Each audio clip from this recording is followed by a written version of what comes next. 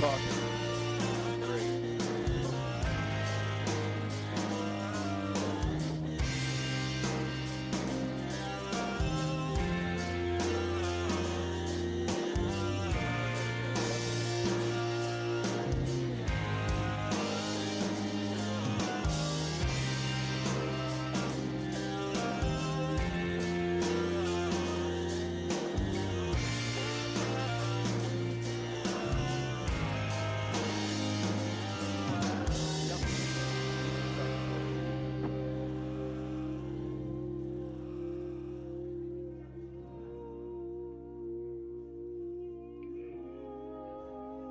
It's very loud here. I can't hear what you're saying.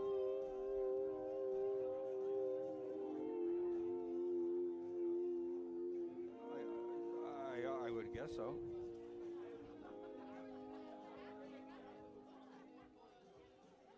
I don't think so.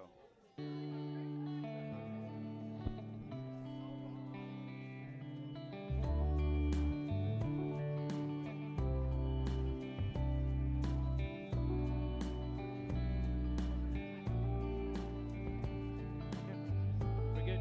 Okay.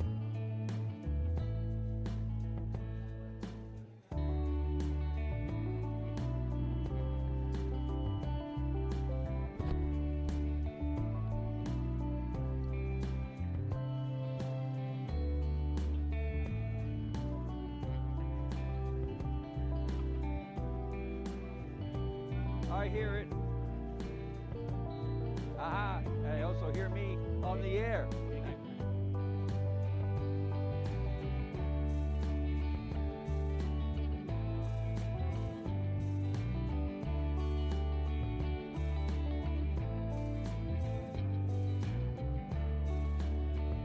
And we say, I'm getting that little 1 second delay.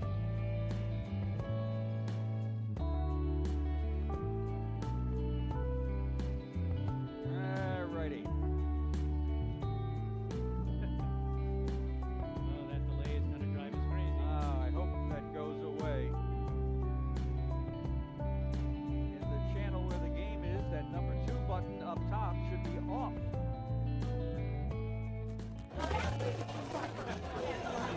And if it is off,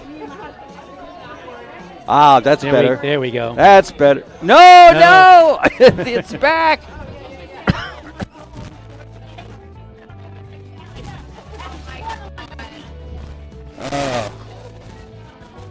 Not sure what that's all about. All right, look, it's Angel and it's a Scully. We are at Toppa Field and getting ready.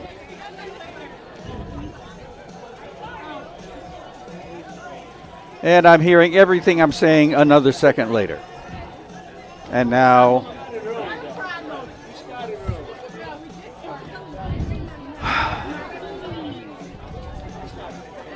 okay.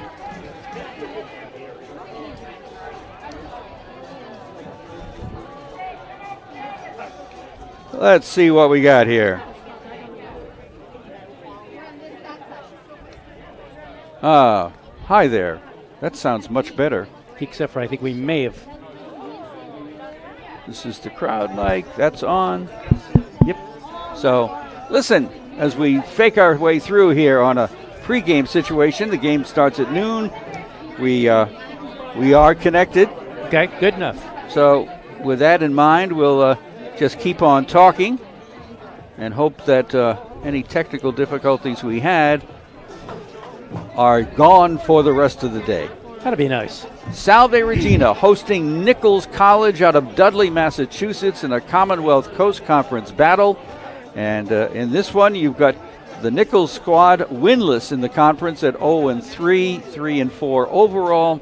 And Salve coming in with a record of 1-1 in the conference, 4-2 overall. And we'll do our best to kind of set the scene for you on a... I'm sorry, were you in charge of the weather committee, by the way? I was, and yeah, I ordered this, and it looks like it's going to hold for at least through this game, and that's a good thing. I certainly hope so. Yeah. All right, well, we'll give you some of the key personnel that we'll be talking about for the next couple of hours, starting with the Salve Seahawks, who are led by head coach Kevin Gilmartin now in his 10th season. Very successful head coach at Salve. Still looks like a child. And he's got a great sense of humor when he's not too engrossed in coaching football, which he does extremely well. At quarterback for the Seahawks will be the sophomore Jake Stack, who is every now and then struggling with his passing and then every now and then throws a beauty. So we'll see how Jake does. He'll be backed up. He will have Joey Moriello in the backfield.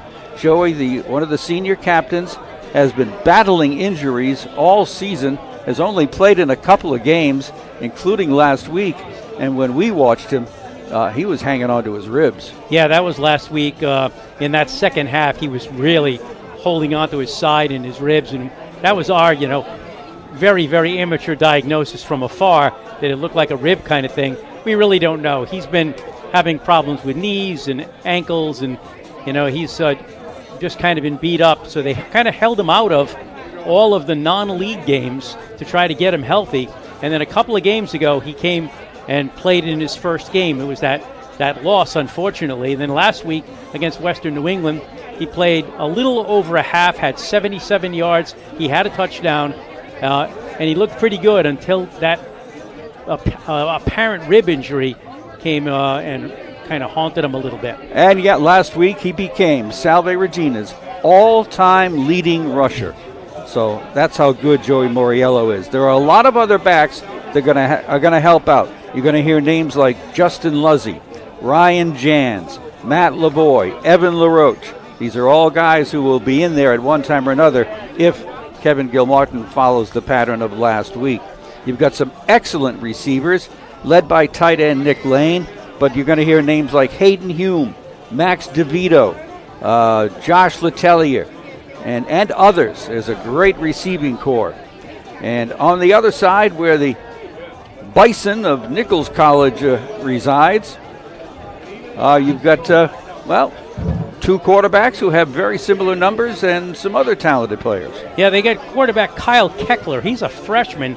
He's 70 for 136 for 840 yards, 51% completion, 5 interceptions, and 5 touchdowns. Now listen to this. The other quarterback is Xavier Powell. He's a junior.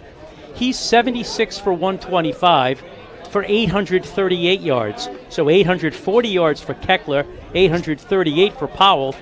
Powell has got 61% completion, 6 touchdowns, 6 interceptions, compared to Keckler's 5 touchdowns and 5 interceptions. These two statistically are mirror images of each other. When they run, their leading rusher is the junior Zahir Booker. He's got 413 yards in 6 games, almost 7 yards a rush, with 5 touchdowns. Their top receivers are Josh Vitti, the junior, 38 catches, 537 yards. Jack Morvan, 16 catches, 302 yards. Mike Pelosa, a sophomore, 16 catches, 134 yards. And Kevin Pinero, a junior, 10 catches, 124 yards. He's got 3 touchdowns. So you can see this team likes to throw the ball a little bit. They haven't had much success this season. They are 0-3 in the conference, 3-4 overall, and they're head coached by Dale Olmstead in his 9th season. His career record at Nichols is 26-51. Here's a comparison between the two. For instance, points-wise, for Nichols, they average 27 points a game, but they give up 39. Salve Regina averages 18 points a game and gives up 21. In the red zone, Salve's 60% effective in the red zone. Nichols is 22 of 28, but only 15 touchdowns when they're in the red zone. And also Nichols has committed 9 fumbles on the season. Now you think they add that to the 11 interceptions, that's 20 turnovers, and that could be part of their issues. Salve, 1 fumble, 8 interceptions. So, and the defense has come through with 13 sacks. So they've been very helpful in that regard. Total yards per game for Nichols, let's see, 367, giving up 403. For Salve, they average 323 yards, but only give up 294. So a defensive edge definitely for Salve, as The captains are out at the middle of the field. One of the captains may be the coach's relative, son. A son, possibly. Yeah, Hayden Olmstead. Yeah, he's an offensive lineman. Yep. The other captain is on the defensive side, and that would be Elijah Brown. And we've got, by the way, Mr. Lynch is back on the public address. Brian Lynch, a longtime PA announcer who's been unavailable a little bit this year, but you'll know that he's here, believe me. He's a very active public address announcer. What's happening? It'll be Nichols receiving the opening kickoff. They are here with their white jerseys, their green pants, and green trim, while Salve's wearing those interesting gray uniforms with the blue numbers and blue helmets. So we are that close to game time right now at Toppa Field. Perfect conditions for an afternoon of college football. And I am seeing a breeze blowing left to right. So let's see if we can listen in on the national anthem with a large crowd on hand. Oh, say, can you see by the dawn's early light what so proudly we hailed at the twilight's last gleaming, whose broad stripes and bright stars through the perilous fight o'er the ramparts we watched were so gallantly streaming, and the rocket's red glare, the bombs bursting in air, gave proof through the night that our flag was still there. Oh, say does that star-spangled banner yet wave o'er the land of the free and the home of the brave?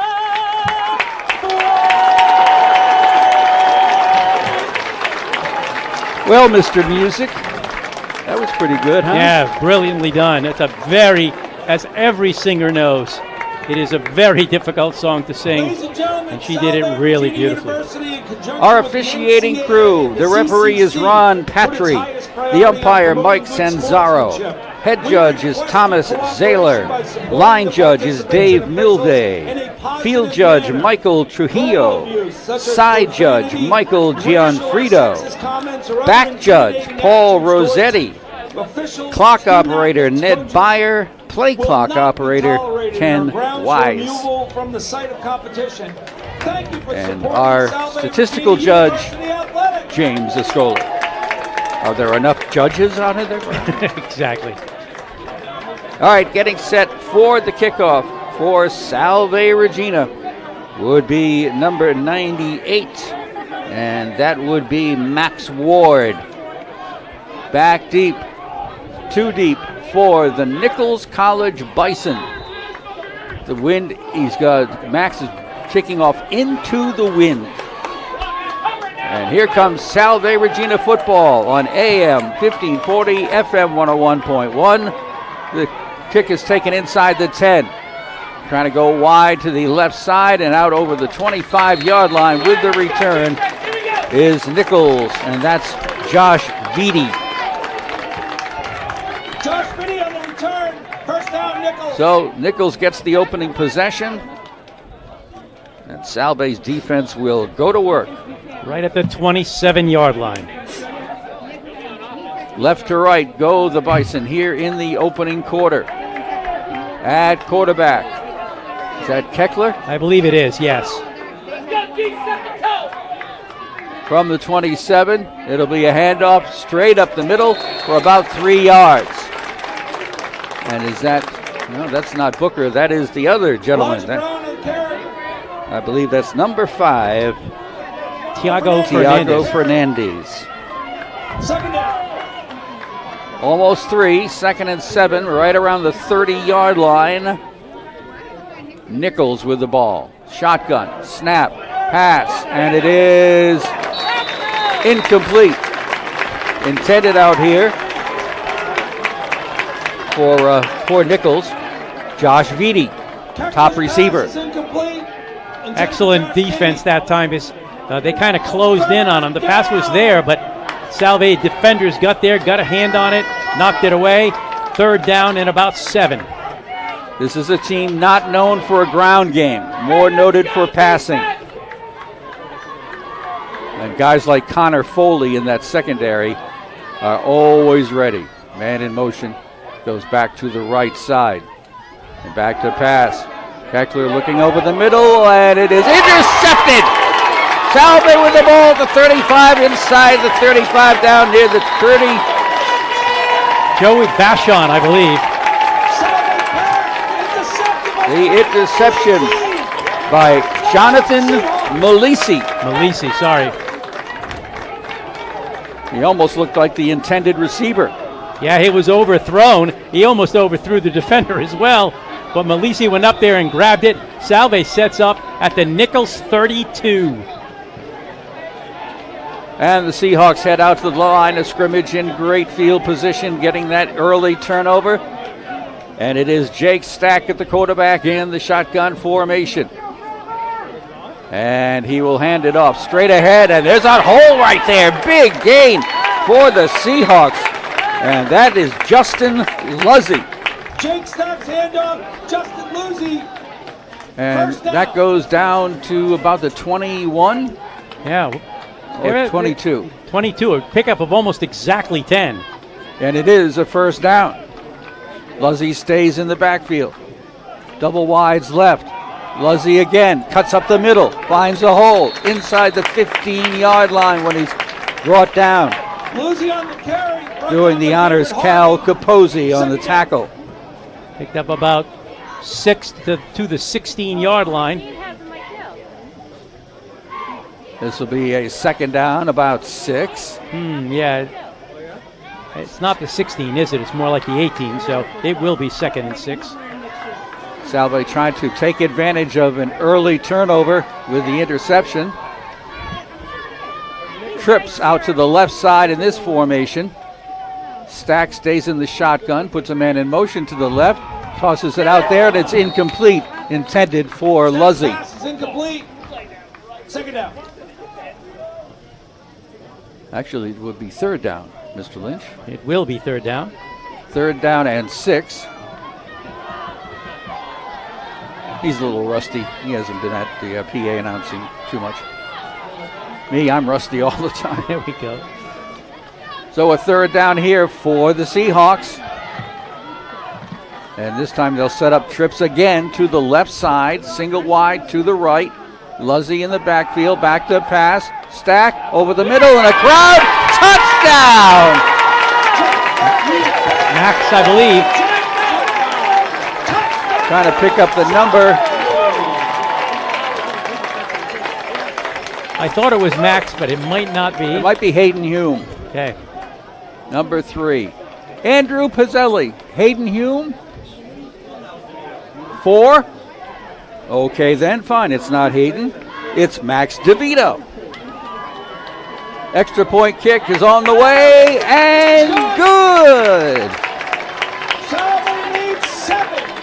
Early in the contest, 7-0 Salve Regina. We'll be back after this timeout.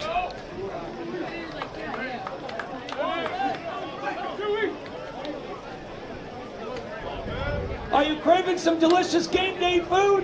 Head down to Newport Chowder during today's game for a great game day meal. And don't forget about some Wally dogs. We'll just do one at a time, unless otherwise noted.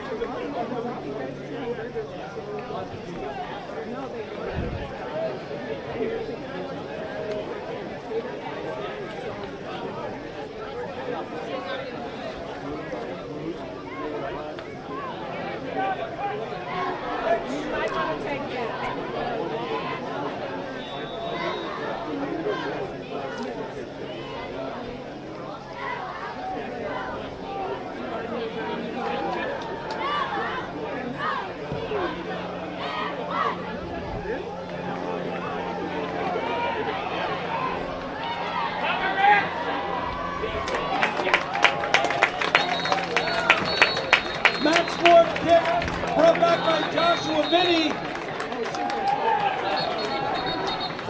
Back with you at Toppa Field. We have flags on the ground after the opening kickoff, which was again Josh Vitti.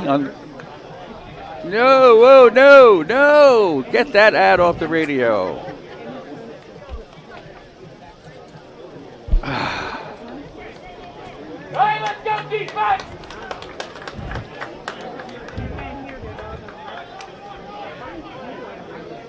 Thank you.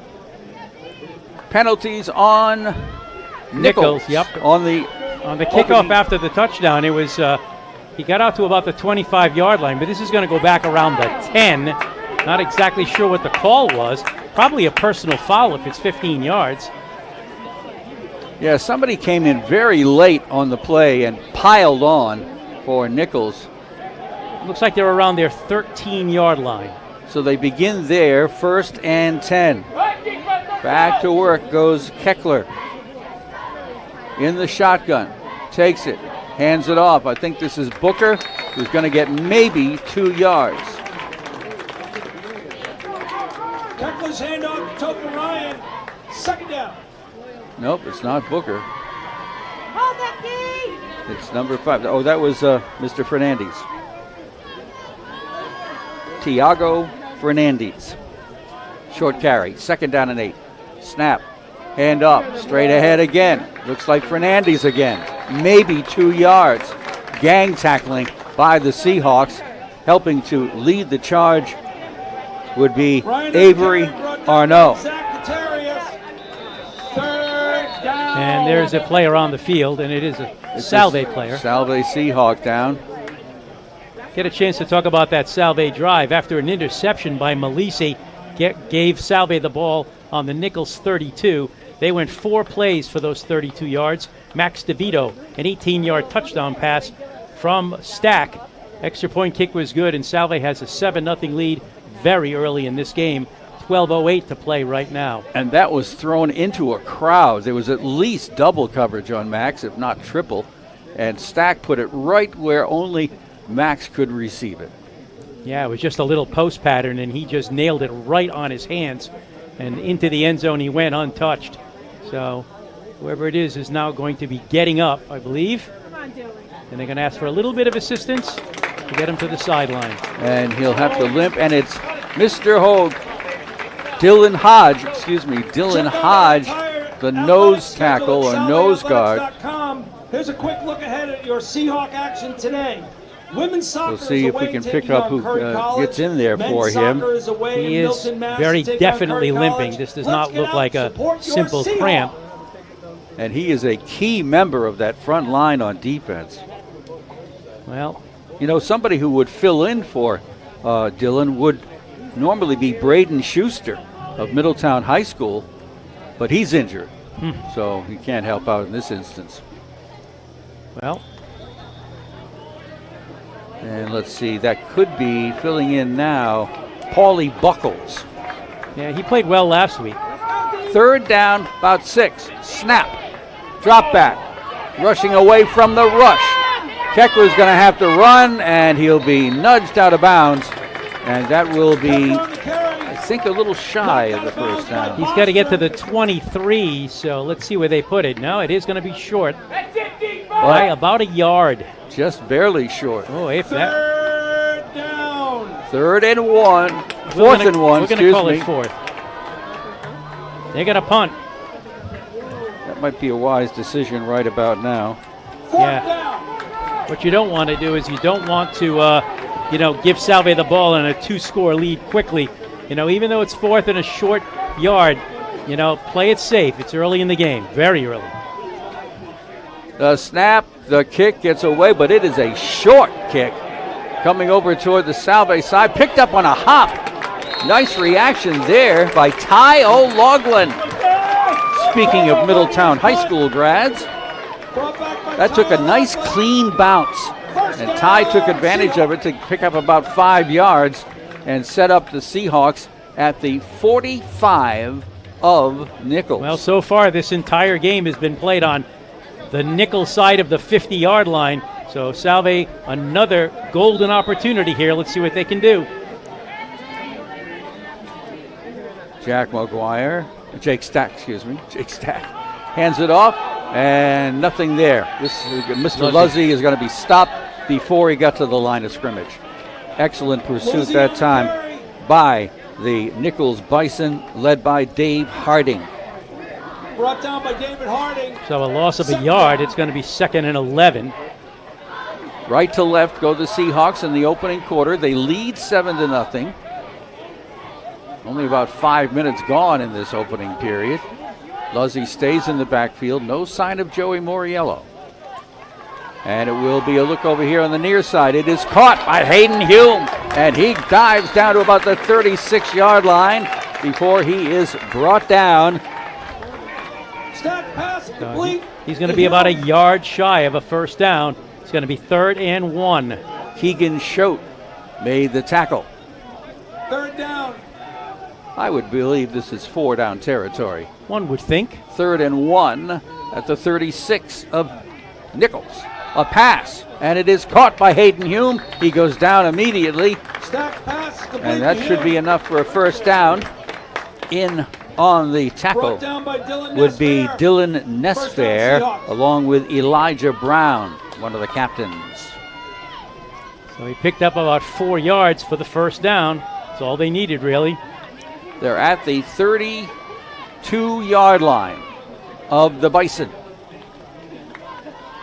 A pitch goes to the right side to Luzzy, cuts inside a block, drives forward, gets about 4, maybe 5 yards. Justin Luzzy on the carry. 2nd down. They set the forward progress. 4 yards on the pickup to the 28-yard line. No huddle here for Salve. Looking to the sideline for the play. Yeah, they never really huddle, do they? Not really, that's true. All right, trips to the left, slot to the right. By himself with the backfield, Stack the quarterback. Looking to pass, throws over the middle, caught and complete. Nice job by Salve Regina. And getting the job done. Complete to John Hannon. John Hannon, who's coming back from injury. For the Seahawks. Another first down. Picked up about 8 yards on that pass play. Right now, Jake Stack is as accurate as can be.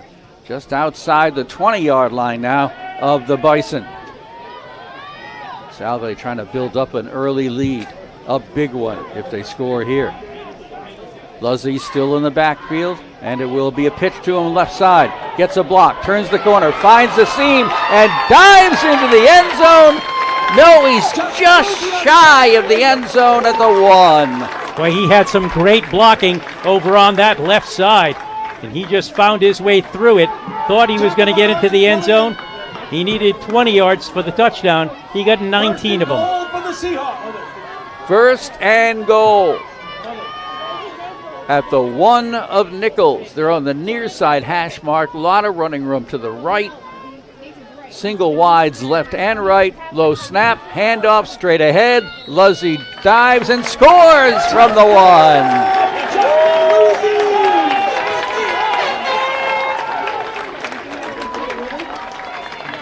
So another Salve touchdown early in the first quarter. 8 minutes to go before this quarter ends. And an extra point attempt is going to be on the way. Chris DeBella to do the honors. Snap, ball down, kicks on the way. The kick is good. It is 14-0. Salve Regina will take a 30-second timeout right here.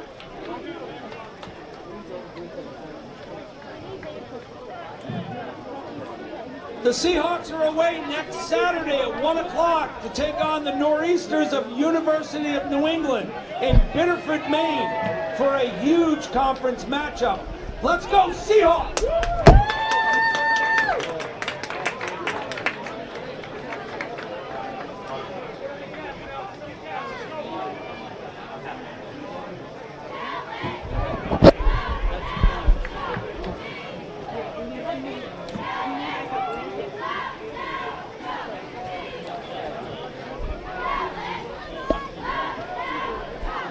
Welcome back here to Toppa Field in Newport, Rhode Island. Commonwealth Coast Conference football. All right, we're back. Kickoff. Max Ward. Line drive kickoff, and it will be Vitti at the 12, going right up the middle, now turning over to the left-hand side, and as usual, Josh gets to right around the 25, 26-yard line. Well, for Salve, we're not halfway through the first quarter yet, and they've got a 14-0 lead. That drive, 7 plays, 45 yards. Justin Luzzy took it in from the 1-yard line. That followed a very short punt that Ty O'Loughlin got to the 45-yard line, and point after was good. So Salve 14, Nichols nothing. Just inside the 27 of Nichols. They're still going left to right. Keckler wants to throw, and he does in the near side, and this will pick up yardage to about the 36, just about where the first down marker is. I think that was Josh Vitti on the receiving end, number 8, or was it 83? Second down, Nichols. Got to check that here. First down. Let's go, defense! And it is a first down. Snap. Keckler looking, throwing for the far side, and it is going to be caught. Good solid tackle over there by Nick Bostrom. I think that was Kevin Pinero on the catch. Mr. Pinero on the receiving end, was he? I think so. He's a junior out of Cranston East High School. Ah. Second down 5. From the shotgun. Nothing going on. A loss on a running play. On the run that time was Archie Killian, but he got nowhere. They lost, he lost almost a couple of yards there. Back to the 40. Kyle Keckler at quarterback. Sets up a slot on the right side and drops back to pass. He's being pressured. He's out of the pocket. He's being chased. Keckler on the run will tuck it in and will be knocked off his feet around the 45-yard line. Shy of a first down. Salve defense showing its speed, and I think, was that Garrett McCarthy who got in there? A linebacker. It's going to be 4th and 1. And they're going to go for it. Nichols trailing 14-0 with less than 6 minutes to go in the opening period. We have not seen Zahir Booker at all. Signals coming in from the sideline. And they will go for it on 4th and 1. Snap. Handoff. It's behind the line of scrimmage. Killian is stopped right there. Getting in there in a hurry for Salve Regina. Zach Letellier.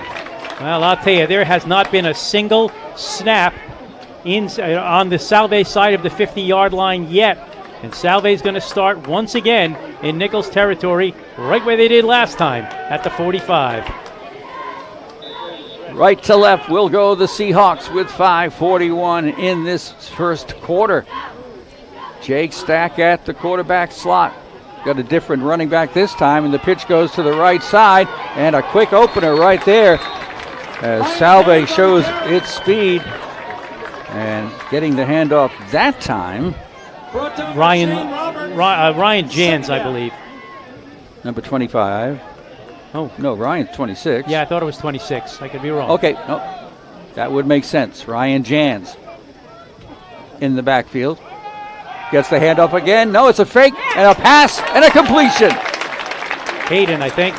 Number 3, Hayden Hume on the receiving end. Nicely thrown by Jake Stack in the left flat. 1st and 10, Salve moving almost at will. But then Will couldn't make it, so they're just throwing the ball anywhere and everywhere. Single wides left and right, handoff straight up the gut. Ryan Jans only getting a yard, maybe 2. The ball came loose, but after the whistle. Brought down by David Harding. Ryan Jans is a junior, 5'7", 183 out of Fairfield, Connecticut. Justin Luzzy, who was carrying the ball early on, is a freshman out of Belleville, New Jersey. And he's back in the lineup right now. The ball is at the 24 of Nichols. Second down and about 8. Snap, pitch. Luzzy looks for a hole, finds one, and drives his way forward inside the 20-yard line. Really good blocking on that right side of the front line. Elliot Telford leading the way. See what it, third down. Looks like it's right at the 17 for a 3rd and 2. Salve sets it up on the far side hash mark, going right to left. Stack gets the snap, pitches it to the left side. Looking for running room and turning on the speed is Luzzy, but he only got inside the 15, but that will be close to a first down. On the carry, brought down by Archie Killian. And it is a first down. Yeah, for first down. So he's at about the 14, it looks like? I would say the 13 from what I can see in the stripes. Okay. Salve on the move again. Luzzy is the back. And it will be a handoff to Luzzy going right up the middle, driving forward inside the 10. The blocking schemes up front are really working that time. Helping to lead the way was the center, Brian Velez. Up about 3.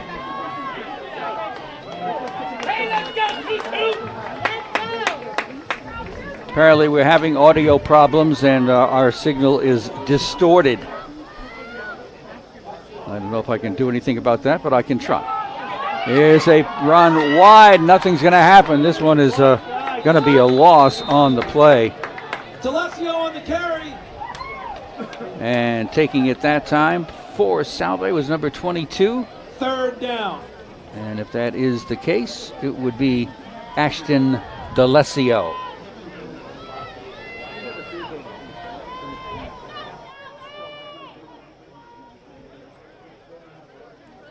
All right. Let's set this up for you. Salve with the ball at about the 11, 12-yard line. 3rd down. Far side hash mark. Stack looking to pass into the end zone and overthrows his intended receiver by quite a margin. 4th down. Salve looks like it's going to go for a field goal on what will be 4th down and 8. And that chore belongs to Chris DeBella. They'll put it down at about the 18-yard line for a 28-yard field goal attempt. Chris LaBella, low snap, it's down, the kick is on the way, and it is no good. Must have gone off to the left just a bit. Looked good from here, but it did. We don't have the best angle. Plenty of distance, but a little off to the left. Family of student athletes to respect student athletes, coaches, officials. So Nichols holds and takes over, trailing 14-0 with a minute 45 to go. Ball is at the 20-yard line after the missed field goal.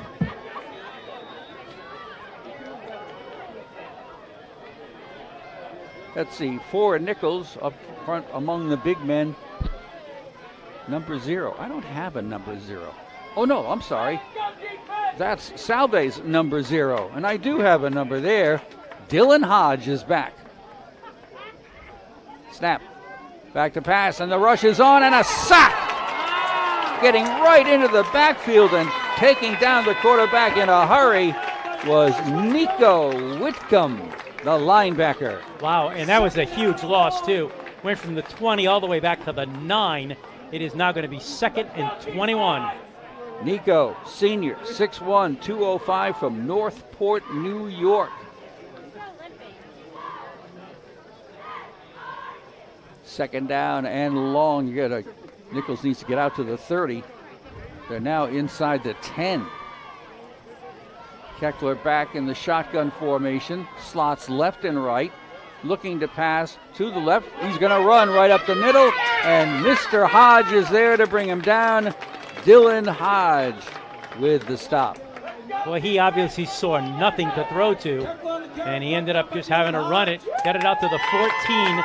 It's going to be 3rd down and 16. Francisco Aguero comes in to strengthen up the secondary on 3rd down and about 16. Keckler from the shotgun. Short drop, looking, still looking, and he's going to take off again and be slowed down and brought down at the 21-yard line. Tremendous coverage in the defensive backfield. He stood there for 5, 6, 7 seconds and could find no one open. Forced to run again, well shy of a 1st down. Nichols will punt again. The secondary is getting it done on the pass coverage. And we have a timeout being called here because the 1st quarter is over. So, after 1 quarter, it is 14-0 Salve Regina in this Commonwealth Coast Conference battle. And we'll take a 30-second timeout and come right back. Don't want to miss any of the action, Seahawks fans. Follow the Seahawks on Facebook, Twitter, and Instagram. We're now live streaming on YouTube, so you can catch the Seahawks in action when you can't make it to Toppa. Salve students looking to stay active. Don't forget about our intramural signups happening right now.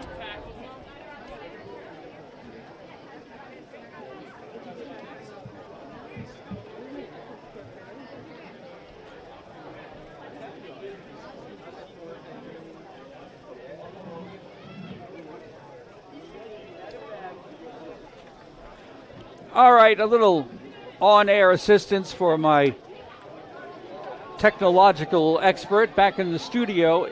Perhaps we can switch to the streaming of Salve Regina to handle the play-by-play, since apparently we are distorted in our play-by-play on the radio.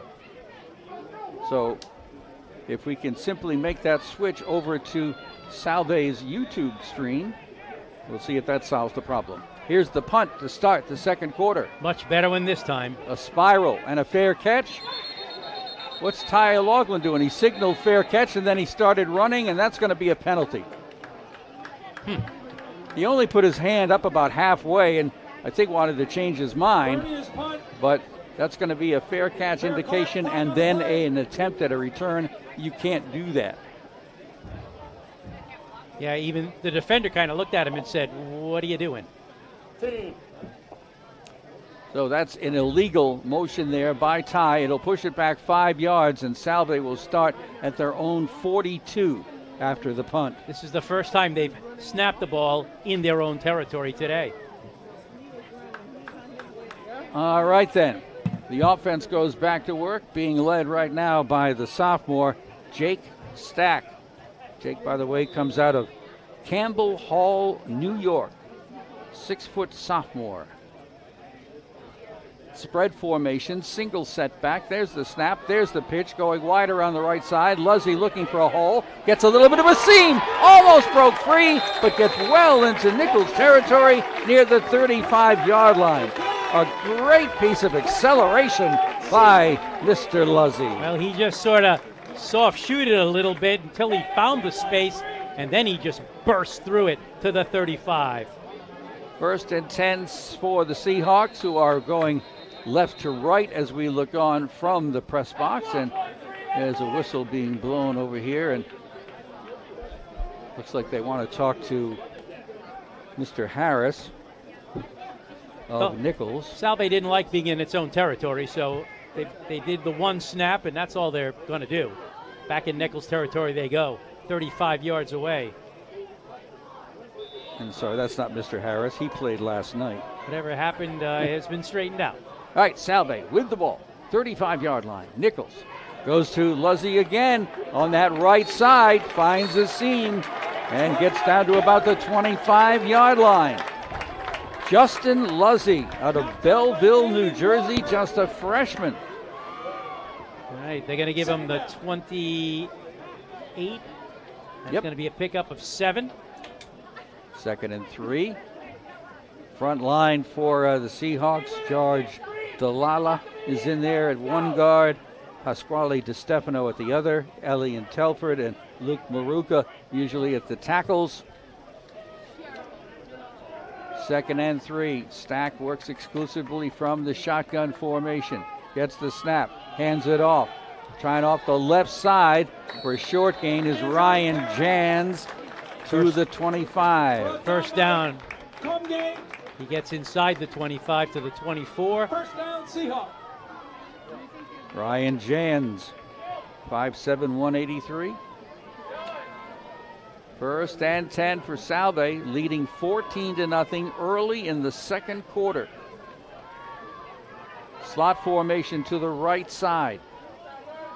Snap, fake handoff. Back to pass. Stack is hit as he throws, and it falls incomplete. Great piece of pressure applied there by Dave Harding. He was lucky to get rid of that ball, and lucky he wasn't picked off because he was really getting crunched when he threw it.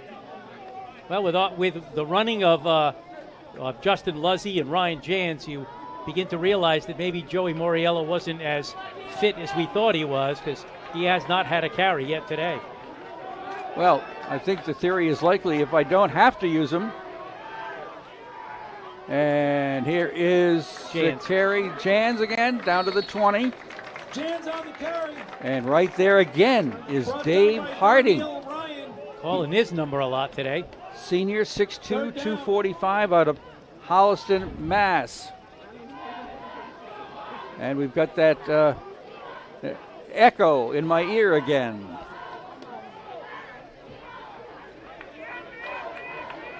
All right, Salve with the ball at the 20. Double wides left and right. All by himself in the backfield. Jake Stack takes the snap. Looks, runs. 20, 15. Stack goes to the 10, down to the 8-yard line. Wrapped up right there by Shane Roberts. A good decision right there for Jake Stack. He had a wide open field in front of him, and he took advantage of it. Picked up 10 yards for the first down. I guess it's 1st and goal. It is. The nose of the football just over the 10.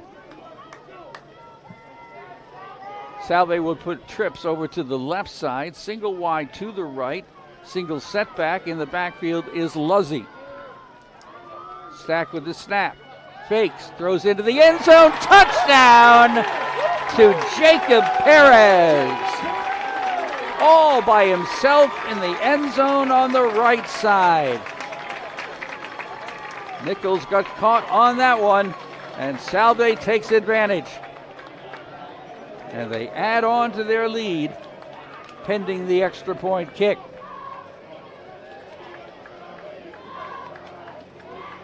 DeBella gets himself set.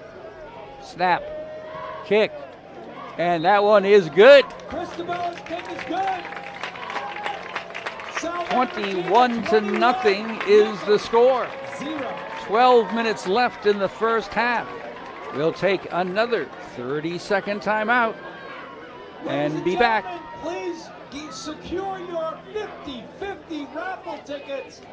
The proceeds support Salve's softball team. You win 50, they win 50. Everybody wins.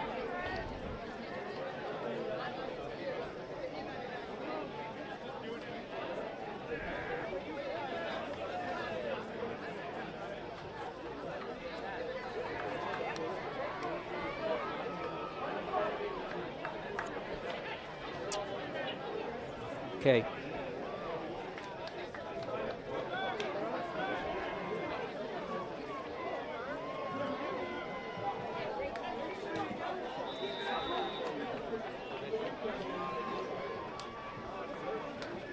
And welcome back. Toppa Field in Newport is the site. Another kickoff here from Max Ward. High, end over end, taken at the 12-yard line. At the 20, 25. It's Vitti again. This time he gets out to the 35-yard line. Josh Vitti on the carry. Josh Vitti.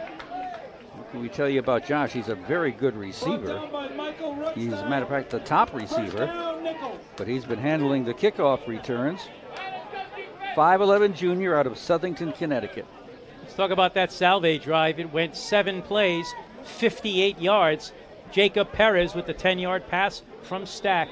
PAT was good, and it's 21-0 Salve early in the second quarter. And the snap. And we have a new quarterback, and the pass is complete for a short gain. And we will get to see at quarterback Xavier Powell. Picked up about 3 yards on that pass play. Hunter Ferreira. That was Hunter Ferreira on the receiving end. Second down. He's a grad student out of Mansfield, Mass. 2nd and 7-ish.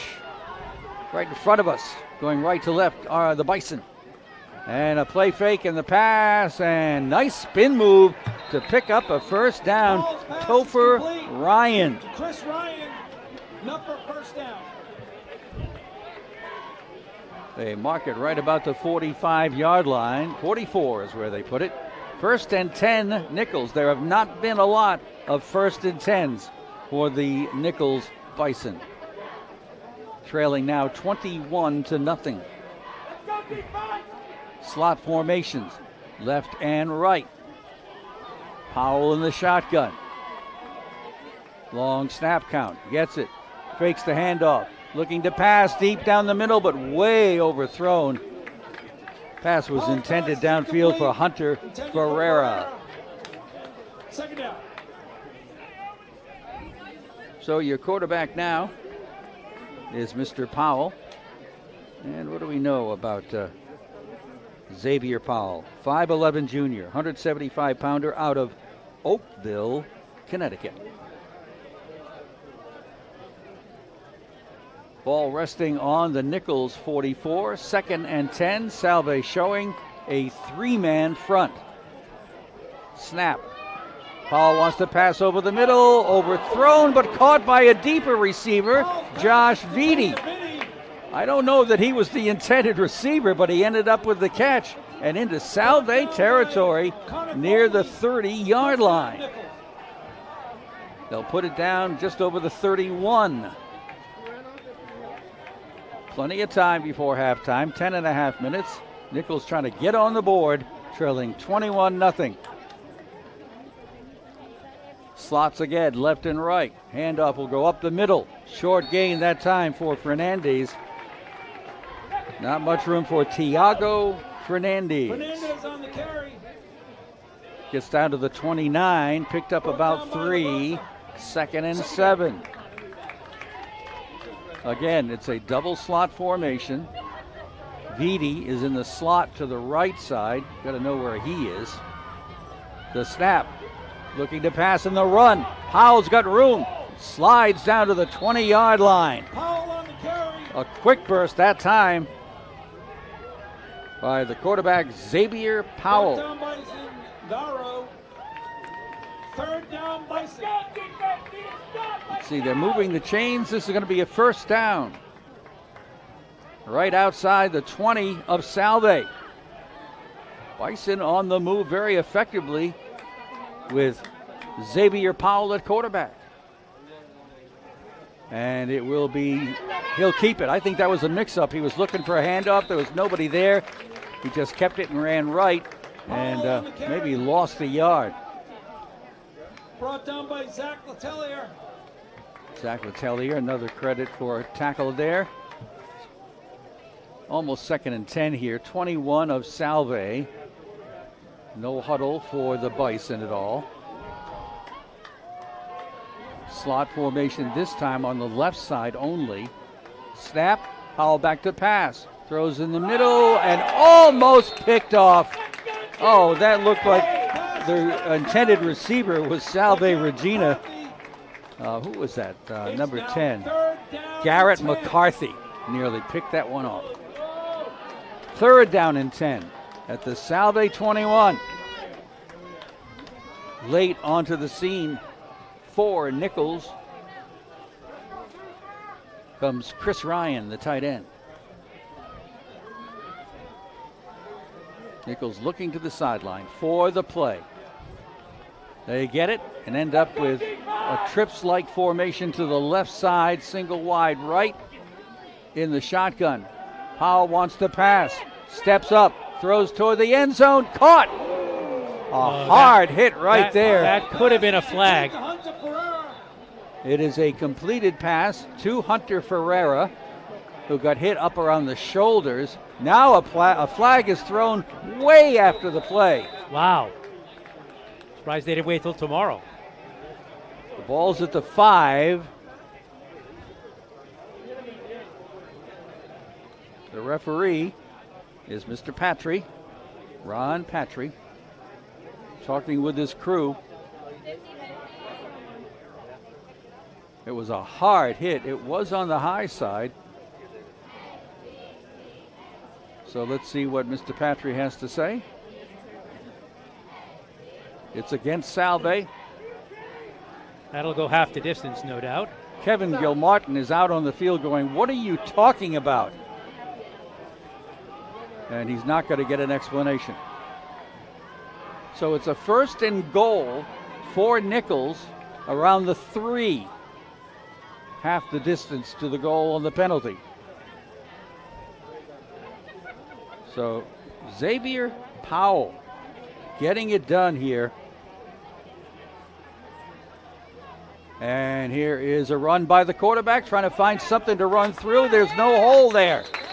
He stopped and maybe lost a yard or two. On the keeper. Xavier had no place to go, and he got down 2 yards back to the 5. Second down. 11th play of this drive. It's been a good-looking drive for Nichols. Their best of the day for sure. How frustrating would it be if they couldn't get it in from here? We'll see.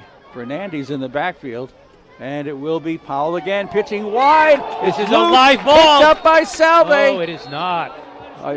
Just calling it an incompleted pass. I guess it was forward. So it's incomplete. 3rd and goal from the 5. Well, it looked like Powell was about to run, but then he saw that it was kind of closing in on him, and he kind of sidearmed it to the sideline, toward the sideline. I thought it might have been a little behind him, but the refs say it was forward, so it was an incomplete pass. On 3rd and goal, outside the 5. Man in motion is Vidi, goes back to the left side.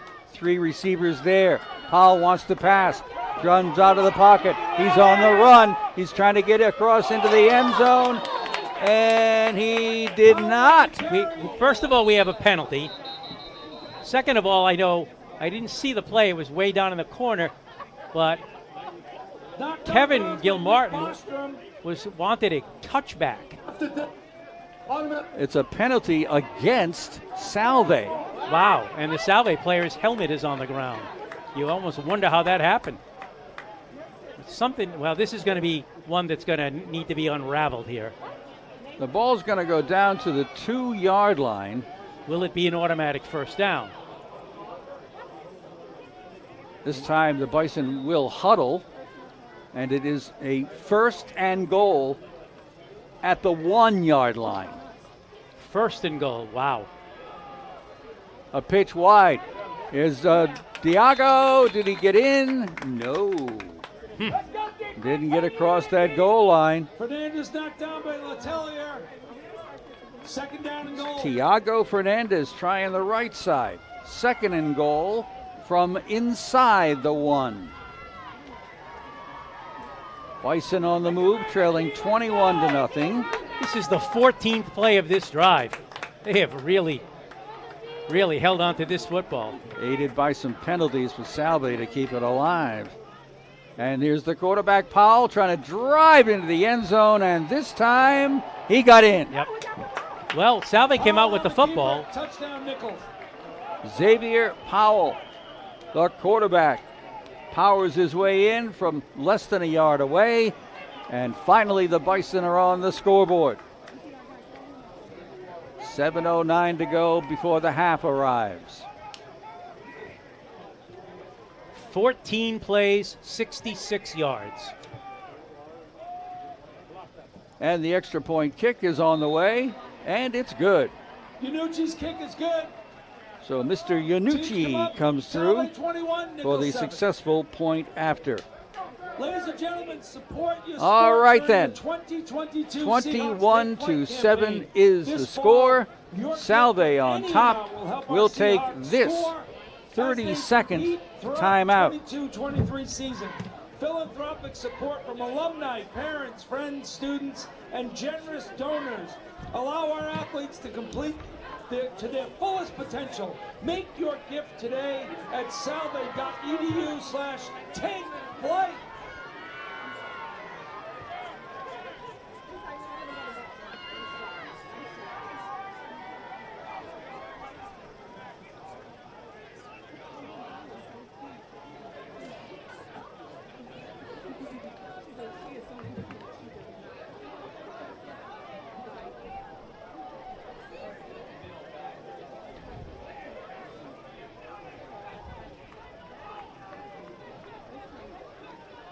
All righty.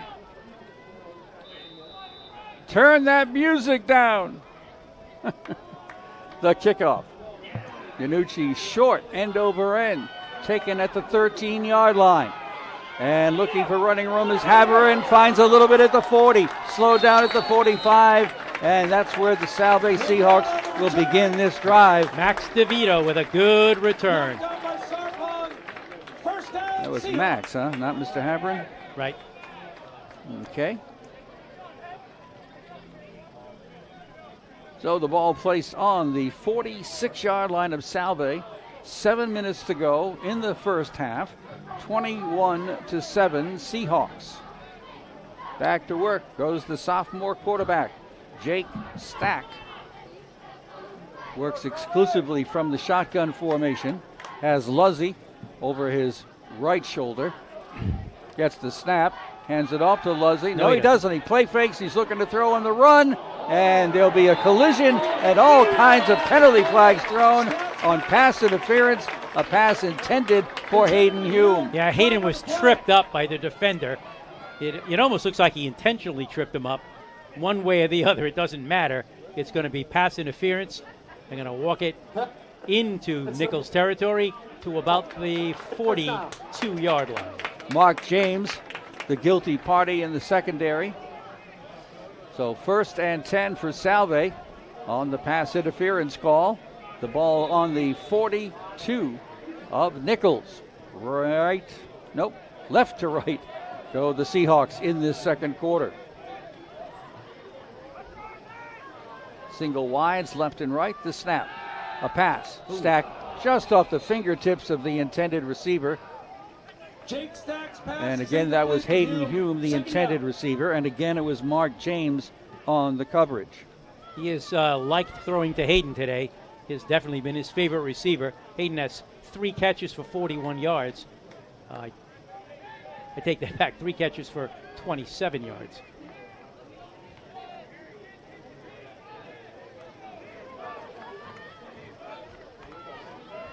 All right, the snap, the pitch, right side. Luzzy going to be wrapped up and brought down. Solid tackle right here made by the Bison. And give the credit to Shane Roberts. 2nd down, 3rd down. Well, right now, Nichols trying to work their way back into this football game. They trailed by 3 touchdowns early in the second quarter. They've now made it 21-7, and they have Salve in a 3rd down and 8. Trips go wide to the left side. Double wides to the right. Stack by himself in the backfield. Takes the snap. Looks to the left. Throws to the left. It's incomplete.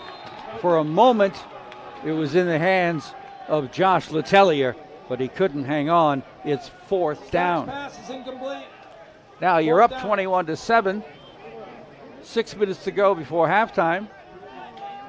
Looks like we're going to go for it on 4th and 8. Yeah, obviously they could punt from here and get it down deep, but they've decided they're far enough into the field here with a big enough lead, they'd like to get the first down. Trips to the left, doubles to the right, snap.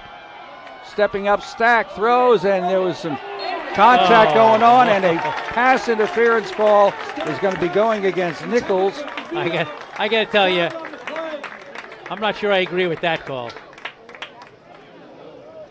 Jomry Jones was tied up with the intended receiver here on the near side.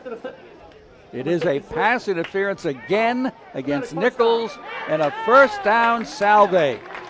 You know, sometimes going for it, you just take your chance and something good can happen, and it did that time in a pass interference call. Salve with a first down at their the Nichols 33-yard line. Staying in that shotgun is quarterback Jake Stack. And he gets the snap. He'll hand it off, and the ball's on the ground. No, it is not. As it was taken right out of the air. I'm sorry. By number 51 of Nichols. Shane Roberts again? Yep. Shane Roberts on the fumble recovery. He's been noticeable. He was right in on the handoff. He was like right in between Stack and the runner, Luzzy. And it's like he stepped in and goes, "Excuse me, I'll take this one." Yeah, pretty much. First and 10, Nichols at their own 45. Well, Salve can't get sloppy here. This is a game they need. Out come the Bison at their own 45. Right to left. Down 21-7. Trips to the right. Looks like Tiago Fernandez, the lone back alongside the quarterback. Back to pass. Powell over the middle, and it is dropped. Oh, my. Josh Vitti had it, started to run with it, and it popped out of his hands. That was one of those, and we've said it a million times, he decided to run with the ball before he secured it. He turned to run, and the ball just popped out. That was a step away from being a fumble. Yes. 2nd and 10. Slots left and right in this formation. Powell looking sharper than Keckler did earlier. Very much so. Awaiting the snap, has the snap. Throws it over on the far side. This time it's caught by Josh Vitti near the 40-yard line of Salve. A very quick pass. Picked up about 14 yards on that pass play. 1st and 10 for the Bison at the 41 of Salve Regina. 5.5 minutes before halftime. Clock is stopped, so the chains can get set. 3rd catch for Vitti on the day. He's got 50 yards. And Josh Vitti just went over to the quarterback, Xavier Powell. He's probably said something like, "I can get open again." Yeah. That time the ball was high. He had to go up to get it. Maybe if that ball was a little lower, he might have been able to do something after the catch. I think we're set now. Yep, here we go. Okay, Nichols is looking like a better football team over the last 5 minutes or so. Vitti's in the slot to the right side in this formation. There's the snap. Powell straight drop. Has running room, and he'll go. He'll get down to the 35 and gets tripped up. And right there to make the stop was, who's that? Oh, Nico Whitcomb. See where they put the ball down. Looks like it's going to be somewhere around the 34, pickup of 7. All right, we got a slot on the left side, and here's a handoff straight again. Tiago spins away from the tackle and gets down inside the 30-yard line. And another first down. Well, things are starting to get a little sticky here for Salve. Garrett McCarthy comes in from his linebacking position to make the stop. One of the best of the Salve defenders. At the 29-yard line, 1st and 10 in Salve territory. Now we've got the offset backfield with Vitti going in motion back to the left, back to the right, and handoff right off tackle, left side, and down to the 25-yard line is the ball carrier. Archie Killian. Archie Killian. Too much, let's go!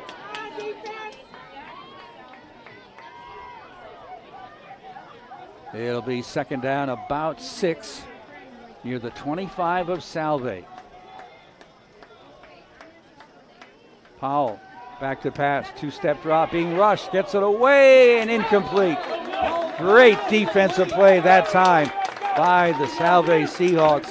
Getting in there in a hurry was Garrett McCarthy again. Well, first of all, good pressure on the quarterback, and then good pressure on the receiver as well. 3rd and 6 for the Bison at the 25 of Salve. That's one thing the Salve Seahawks have lacked so far in this game, pressure on the quarterback. Okay, if Nichols scores before halftime, this is a football game. Well, it's still a football game.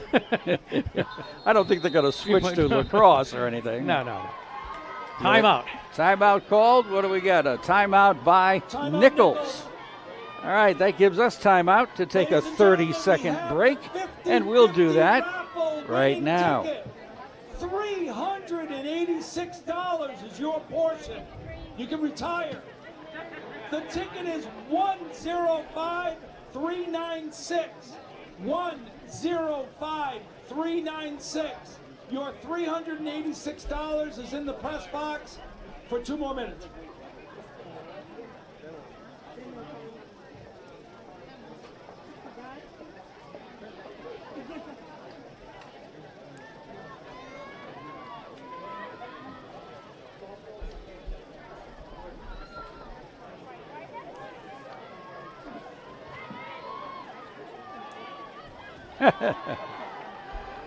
This is WADK, AM 1540 and FM 101.1.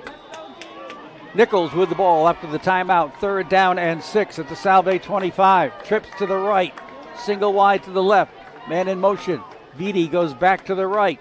Snap. Powell back to pass. Looking over the middle. Intended for Vitti. Crossing on the middle and incomplete. Just led him a little bit too much. They're going to have to go for him for sure on a 4th and 6 deep in Salve territory. 3.5 minutes to go in the half. Salve 21, Nichols 7. Bison fighting back after being dominated in the early going. Trips to the right. Repeat formation from the last play. Vitti going in motion, slips, gets back up. Back to pass, Powell looking, being rushed, and will be down and sacked. Great rush put on that time by the Seahawks. Garrett McCarthy got in there in a hurry. Nope, that was Hodge, not 10, it was 0. Dylan Hodge. And a huge play in this game as Nichols was attempting to kind of come back, maybe get to within 1 score. And a big sack back to the 34-yard line. Salve will take it from there. Great defensive stand there for the Seahawks. 21-7 is their lead. They've got the ball with 3.5 left in this first half. Surprised the clock didn't move on that play at all. Stack, handoff, looking for a seam. Not much of one there. Straight ahead for a couple of yards. Probably Luzzy. Who gets up from the bottom of the pile. That was Mr. Luzzy. Ball went out to the 37-yard line. Second down, a little less than 8. Luzzy stays in the backfield as the single setback. Snap, Stack, throwing downfield, and it is Max DeVito with the catch and taking a defender for a ride of about 10 more yards. Defending on the play. Let's see if I can find out before it's too late. Yeah, can't seem to find it. I'll look over here. 32 yards on the pickup. Jomry Jones was the victim defensively. Snap, Luzzy on the left side, bursts through the seam, coughs up the football, and this is still being fought for. And who comes away with it? Salve Regina found it. Wow. Somehow, Luzzy lost the football on a nice gain, and one of his teammates came up with the recovery. That could have been Ellie and Telford who got to it. The ball ends up down in Nichols territory at the 16-yard line. That ball was fumbled forward about 5 yards. First and 10, Salve trying to score before halftime. 2.5 minutes to go. Stack, handoff. Luzzy trying the right side. No, it's not Luzzy, it's Jans. Ryan Jans trying to find a hole on that right side. Not much there. Second down, Seahawks. Picked up about 3, almost 4 yards. Got it down inside the 15 to near the 12. Clock continues to run. Salve's got timeouts. Deep now in Bison territory. Stack. A lot of the snaps to Jake have been down low, and movement by the Seahawks on offense. That'll put him back 5 yards. What a turnaround this would be. Nichols was driving, looking like they might get a score to come within 21-14. Salve turns it over on downs on a big sack. Now they're down deep in Nichols territory and could go up 3 touchdowns if they could convert here.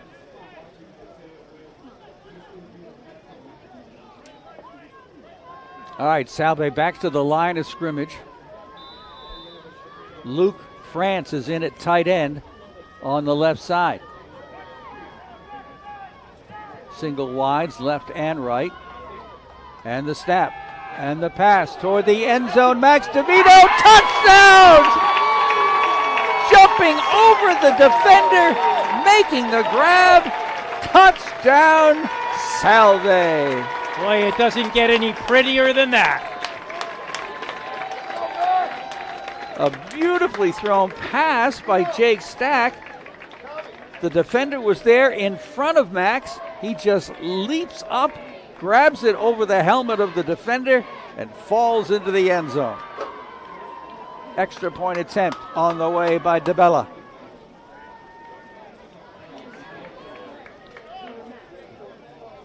The snap, the kick, and good. 28-7, Salve with 1:48 remaining. So we shall, let's see, where am I in my commercial here? We got time to take a 30-second break, so let's do that right here.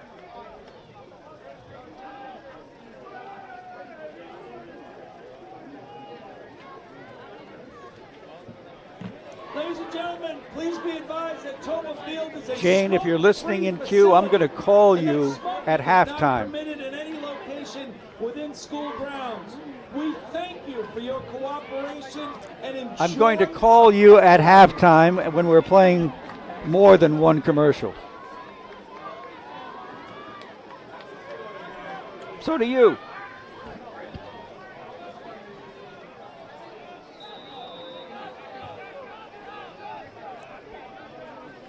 And welcome back. Bob Angel, Jim Ascoli. Our producer engineer is Jane Burns-Ruggiero. The kickoff, end over end, not too deep. Taken at the 18-yard line. That's Josh Vitti again.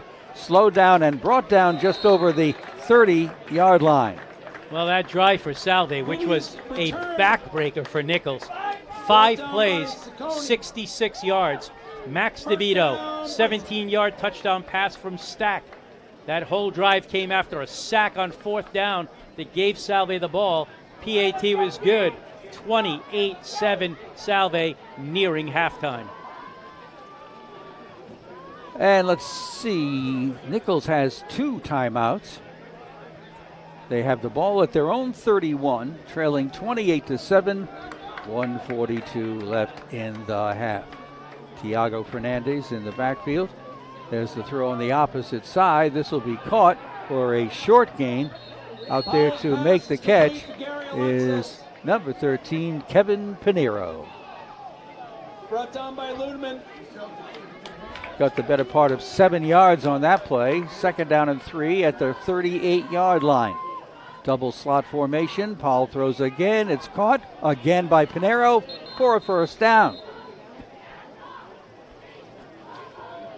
Clock continues. Nope, they'll stop the clock. I guess he got out of bounds. Maybe because of the first down, too. Or that. Knocked out by Connor Foley. First and 10, Nichols at their own 42. Xavier Powell has done a great job since coming on to take on the quarterback role. He sets up 3 wides on the left side. Gets the snap, looks over the middle, being rushed, and he throws the ball as he's going down. And let's see what the ruling is here. Salve has the ball. That should be intentional grounding, period. We'll wait for the call. Ending up with the ball for Salve was Jack Zingaro. It's ruled an incompleted pass. That, my friends, is not the right call. He was virtually down, and he tossed it away. That has to be intentional grounding.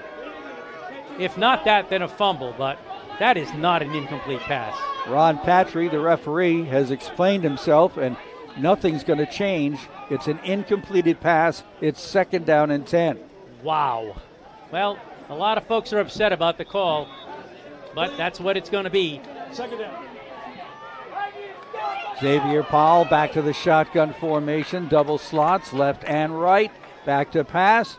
Quick flip out on the right-hand side to Fernandez, who will be knocked out of bounds over around the 48-yard line. Tiago Fernandez. Now 52 seconds left in the half. Nichols with the ball at their own 48-yard line. They're doing a spread formation here, putting 3 wides on the left side. Put Pinero wide on the right side. Tiago Fernandez, the single setback on the right shoulder of Xavier Powell. Here's the snap. Here's the look. Here's the throw. And it's incomplete. Wow. Looked like it was going to be a completed pass, but unable to handle it was Jack Morvan. No, I'm sorry, Nate Campos. Well, they're going to punt. 4th down. 47 seconds left to go in the half. Ty O'Loughlin, the Middletowner, goes back deep for Salve inside his 20. Punting is usually Kobe Bernier, number 53. And timeout called by Xavier. Couldn't get their personnel lined up fast enough. Don't know why they call a timeout there. 47 seconds remaining in the first half. 28-7, NCAA Salve. Division III student athletes are asking for your support, creating a positive game environment. Well, Salve has really turned it around with that 4th down sack and then followed it with the touchdown. So where it could have been 21-14, it quickly turned to 28-7. Salve clearly in the driver's seat. The development of core values such as fairness, integrity, honesty, and respect. All right, let's reset it for you. Nichols is at their own 48 and into punt formation. Ty O'Loughlin waits. Here's the snap. Here's the kick. Nice High punt. Fair catch called for by Ty O'Loughlin at the 11-yard line. That was a very clear fair catch call, and he didn't try to run after it either. So with 39 seconds left in the half, if you're Salve Regina and you're leading 28-7, I think you might go conservative here. Yeah, you might here. Why not? They'll start it at their own 11. Or is it a little farther out? No, they just gave them another yard. Yeah. To the 12. Sure. Maybe that changes the whole strategy. Could be. Now they'll really go for it. All right, Salve with the ball and the comfortable lead. 39 seconds to go. Maybe a little running play just to use up a few more seconds. And it's a play action, almost picked off. Wow. Wow, saving the day for Salve was Luke Maruka. They tried a little quick pass on the left side, and it was almost intercepted by Nichols. That was a lineman's dream. He got his hands up, almost intercepted it, and he had rumbled right into the end zone. My goodness. Thanks to Mr. Maruka out of North Haven, Connecticut. he turned into a defender and slapped the ball away. I don't know what's going on with the conversations here, but the officials are talking about something. Looks like a penalty against Nichols, maybe? Or not. Going over for an explanation to the head coach, Mr. Olmstead of the Bison. No argument or discussion there. Now let's see if anything happens with the line of scrimmage. Nope. Still at the 12. But it's first down. Yeah. That's weird. Can it be? Really? I don't know. Trips go wide to the right, and there's a handoff up the middle, and running into his own teammate is Luzzy for little or no gain. Let's get into the locker room, boys. It's getting kind of sloppy. Brought down by Mascalucas. Third down.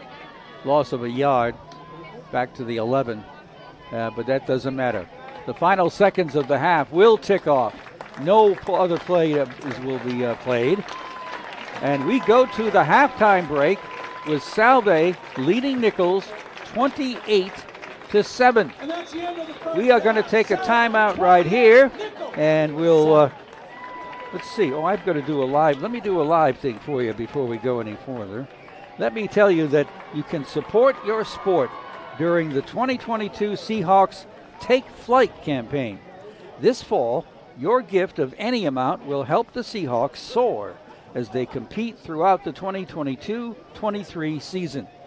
Philanthropic support from alumni, parents, friends, students, and generous donors allows Salve athletes to compete to their fullest potential. Make your gift today at salve.edu/takeflight. That's salve.edu, take flight. All right, with that in mind, we are going to take a timeout for about,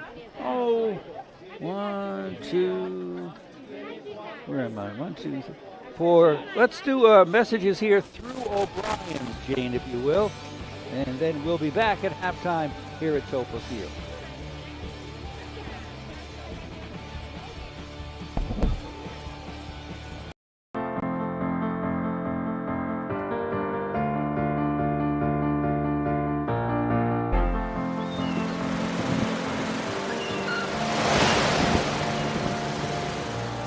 Really good students come to Salve, but they leave, just ready to change the world. I love Salve so much, and I love the connections that I've made. You're more than just a number, you're a name at Salve. The 4 years have flown by so quickly. I think it's been a really great experience. It's probably a cliche to say that Salve is a family, but it's a very, very true thing to say here. They encourage you to just be yourself and not follow the crowd. Like, if you're a person who does not want to follow the herd, you have all the resources you need to shape the person that you want to be. People are extremely supportive of each other and very supportive of the students. The students always come first. A lot of the experiences you get at Salve are experiences that you can't get anywhere else because of it being such a tight-knit community. Yes, it's a small school, but it's also like the desire to be a part of something great. And then you put it all on this campus, right? Like, you get to have these conversations in buildings that you swear were built just for that purpose. This is the place where you should have big thoughts. This is the place where you should dream big dreams. I spend a lot of time here because I want to. It's not the kind of campus you want to get away from, and it's got a really bright future. It's not 4 years for the sake of the 4 years. It's 4 years that's changing somebody so that when they leave here, the world's going to be a better place because of it. As a senior, I know that I'm going to miss it, and I'm also going to cherish the time that I had here. They're going to have to drag me out of here after graduation, and I can't imagine going to get my undergraduate degree anywhere else.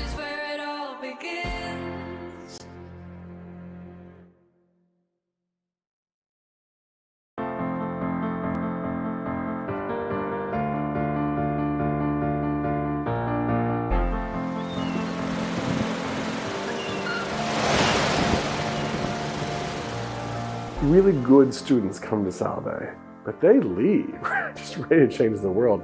I love Salve so much, and I love the connections that I've made. You're more than just a number, you're a name at Salve. The 4 years have flown by so quickly. I think it's been a really great experience. It's probably a cliche to say that Salve is a family, but it's a very, very true thing to say here. They encourage you to just be yourself and not follow the crowd. Like if you're a person who does not want to follow the herd, you have all the resources you need to shape the person that you want to be. People are extremely supportive of each other and very supportive of the students. The students always come first. A lot of the experiences you get at Salve are experiences that you can't get anywhere else because of it being such a tight-knit community. Yes, it's a small school, but it's also like the desire to be a part of something great. And then you put it all on this campus, right? Like you get to have these conversations in buildings that you swear were built just for that purpose. This is the place where you should have big thoughts. This is the place where you should dream big dreams. I spend a lot of time here because I want to. It's not the kind of campus you want to get away from, and it's got a really bright future. It's not 4 years for the sake of the 4 years. It's 4 years that's changing somebody so that when they leave here, the world's going to be a better place because of it. As a senior, I know that I'm going to miss it, and I'm also going to cherish the time that I had here. They're going to have to drag me out of here after graduation, and I can't imagine going to get my undergraduate degree anywhere else.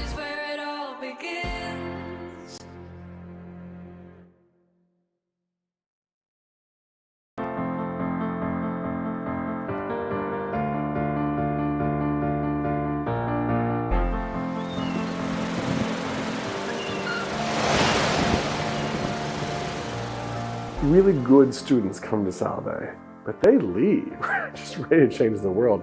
I love Salve so much, and I love the connections that I've made. You're more than just a number, you're a name at Salve. The 4 years have flown by so quickly. I think it's been a really great experience. It's probably a cliche to say that Salve is a family, but it's a very, very true thing to say here. They encourage you to just be yourself and not follow the crowd. Like if you're a person who does not want to follow the herd, you have all the resources you need to shape the person that you want to be. People are extremely supportive of each other and very supportive of the students. The students always come first. A lot of the experiences you get at Salve are experiences that you can't get anywhere else because of it being such a tight-knit community. Yes, it's a small school, but it's also like the desire to be a part of something great. And then you put it all on this campus, right? Like you get to have these conversations in buildings that you swear were built just for that purpose. This is the place where you should have big thoughts. This is the place where you should dream big dreams. I spend a lot of time here because I want to. It's not the kind of campus you want to get away from, and it's got a really bright future. It's not 4 years for the sake of the 4 years. It's 4 years that's changing somebody so that when they leave here, the world's going to be a better place because of it. As a senior, I know that I'm going to miss it, and I'm also going to cherish the time that I had here. They're going to have to drag me out of here after graduation, and I can't imagine going to get my undergraduate degree anywhere else.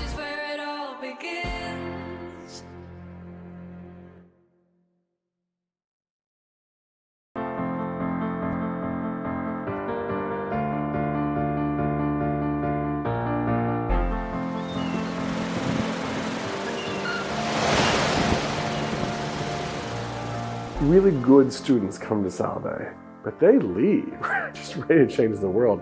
I love Salve so much, and I love the connections that I've made. You're more than just a number, you're a name at Salve. The 4 years have flown by so quickly. I think it's been a really great experience. It's probably a cliche to say that Salve is a family, but it's a very, very true thing to say here.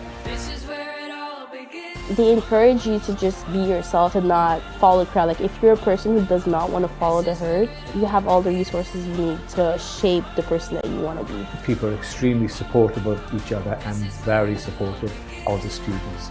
The students always come first. A lot of the experiences you get at Salve are experiences that you can't get anywhere else because of it being such a tight-knit community. Yes, it's a small school, but it's also like the desire to be a part of something great. And then you put it all on this campus, right? Like you get to have these conversations in buildings that you swear were built just for that purpose. This is the place where you should have big thoughts. This is the place where you should dream big dreams.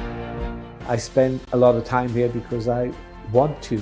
It's not the kind of campus you want to get away from, and it's got a really bright future. It's not 4 years for the sake of the 4 years. It's 4 years that's changing somebody so that when they leave here, the world's going to be a better place because of it. As a senior, I know that I'm going to miss it, and I'm also going to cherish the time that I had here. They're going to have to drag me out of here after graduation, and I can't imagine going to get my undergraduate degree anywhere else. This is where it all begins.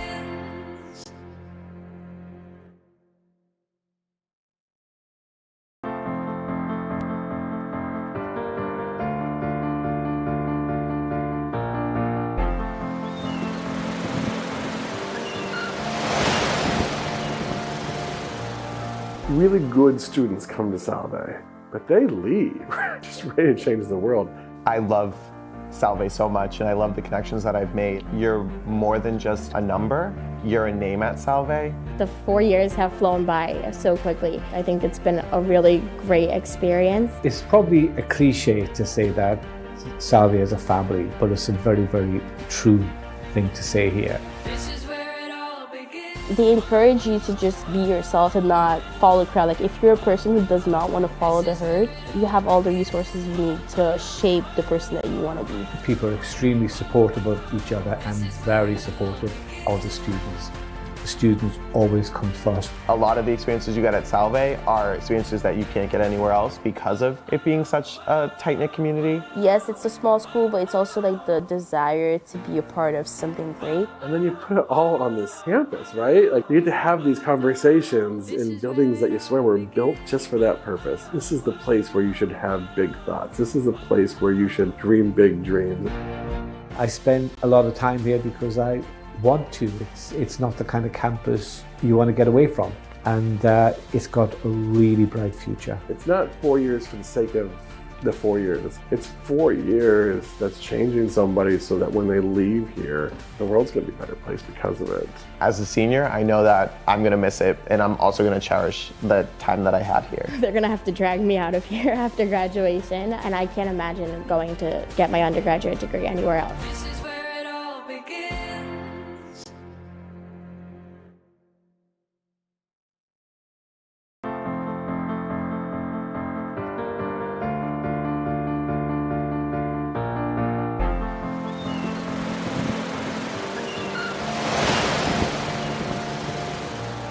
Really good students come to Salve, but they leave just ready to change the world.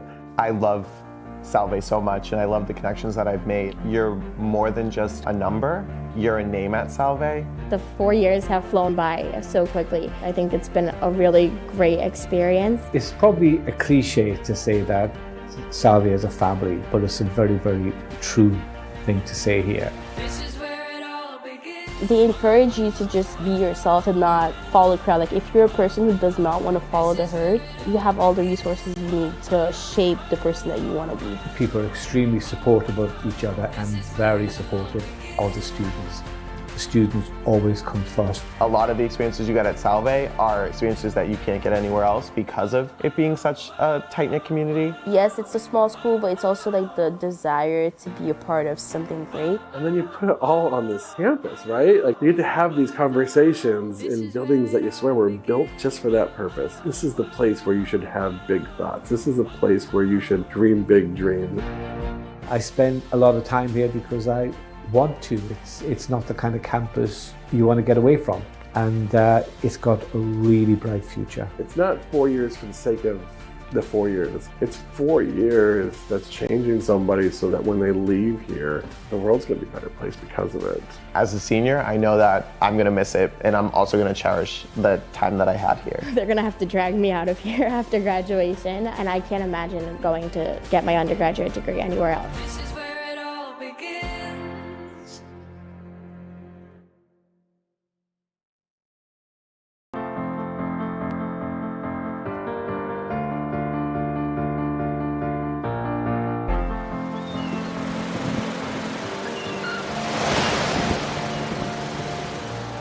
Really good students come to Salve, but they leave just ready to change the world. I love Salve so much, and I love the connections that I've made. You're more than just a number, you're a name at Salve. The 4 years have flown by so quickly. I think it's been a really great experience. It's probably a cliche to say that Salve is a family, but it's a very, very true thing to say here. This is where it all begins. They encourage you to just be yourself and not follow the crowd. Like if you're a person who does not want to follow the herd, you have all the resources you need to shape the person that you want to be. People are extremely supportive of each other and very supportive of the students. The students always come first. A lot of the experiences you get at Salve are experiences that you can't get anywhere else because of it being such a tight-knit community. Yes, it's a small school, but it's also like the desire to be a part of something great. And then you put it all on this campus, right? Like you get to have these conversations in buildings that you swear were built just for that purpose. This is the place where you should have big thoughts. This is the place where you should dream big dreams. I spend a lot of time here because I want to. It's not the kind of campus you want to get away from, and it's got a really bright future. It's not 4 years for the sake of the 4 years. It's 4 years that's changing somebody so that when they leave here, the world's going to be a better place because of it. As a senior, I know that I'm going to miss it, and I'm also going to cherish the time that I had here. They're going to have to drag me out of here after graduation, and I can't imagine going to get my undergraduate degree anywhere else. This is where it all begins.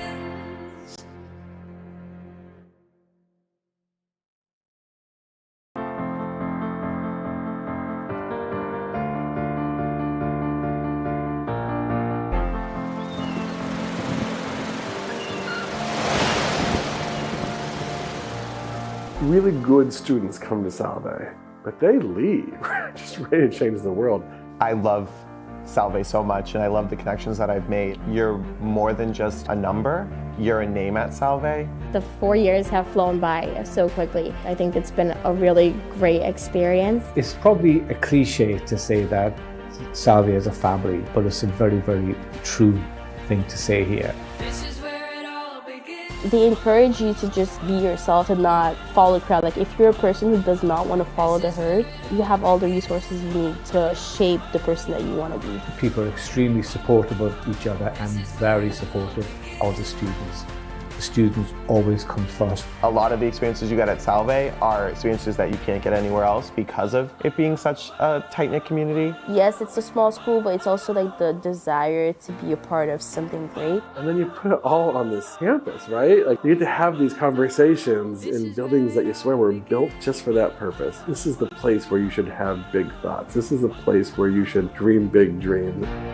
I spend a lot of time here because I want to.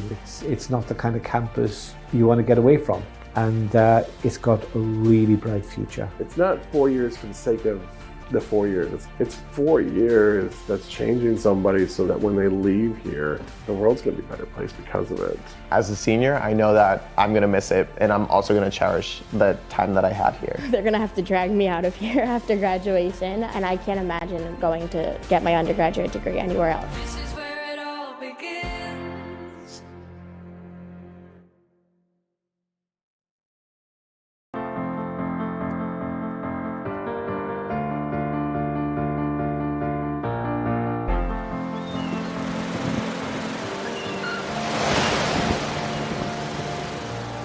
Really good students come to Salve, but they leave, just ready to change the world. I love Salve so much, and I love the connections that I've made. You're more than just a number, you're a name at Salve. The 4 years have flown by so quickly. I think it's been a really great experience. It's probably a cliche to say that Salve is a family, but it's a very, very true thing to say here. This is where it all begins. They encourage you to just be yourself and not follow the crowd. Like if you're a person who does not want to follow the herd, you have all the resources you need to shape the person that you want to be. People are extremely supportive of each other and very supportive of the students. The students always come first. A lot of the experiences you get at Salve are experiences that you can't get anywhere else because of it being such a tight-knit community. Yes, it's a small school, but it's also like the desire to be a part of something great. And then you put it all on this campus, right? Like you get to have these conversations in buildings that you swear were built just for that purpose. This is the place where you should have big thoughts. This is the place where you should dream big dreams. I spend a lot of time here because I want to. It's not the kind of campus you want to get away from. And it's got a really bright future. It's not 4 years for the sake of the 4 years. It's 4 years that's changing somebody so that when they leave here, the world's going to be a better place because of it.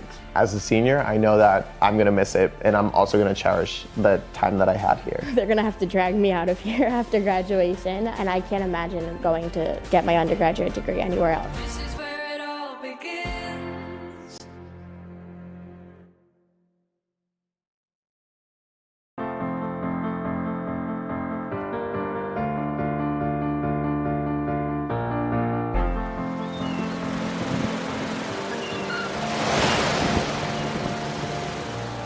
Really good students come to Salve, but they leave, just ready to change the world.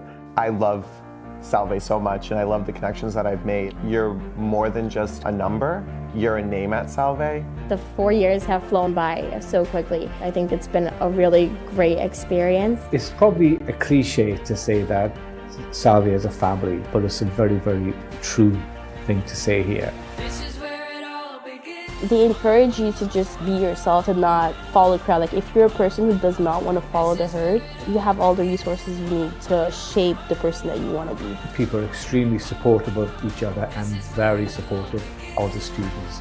The students always come first. A lot of the experiences you get at Salve are experiences that you can't get anywhere else because of it being such a tight-knit community. Yes, it's a small school, but it's also like the desire to be a part of something great. And then you put it all on this campus, right? Like you get to have these conversations in buildings that you swear were built just for that purpose. This is the place where you should have big thoughts. This is the place where you should dream big dreams.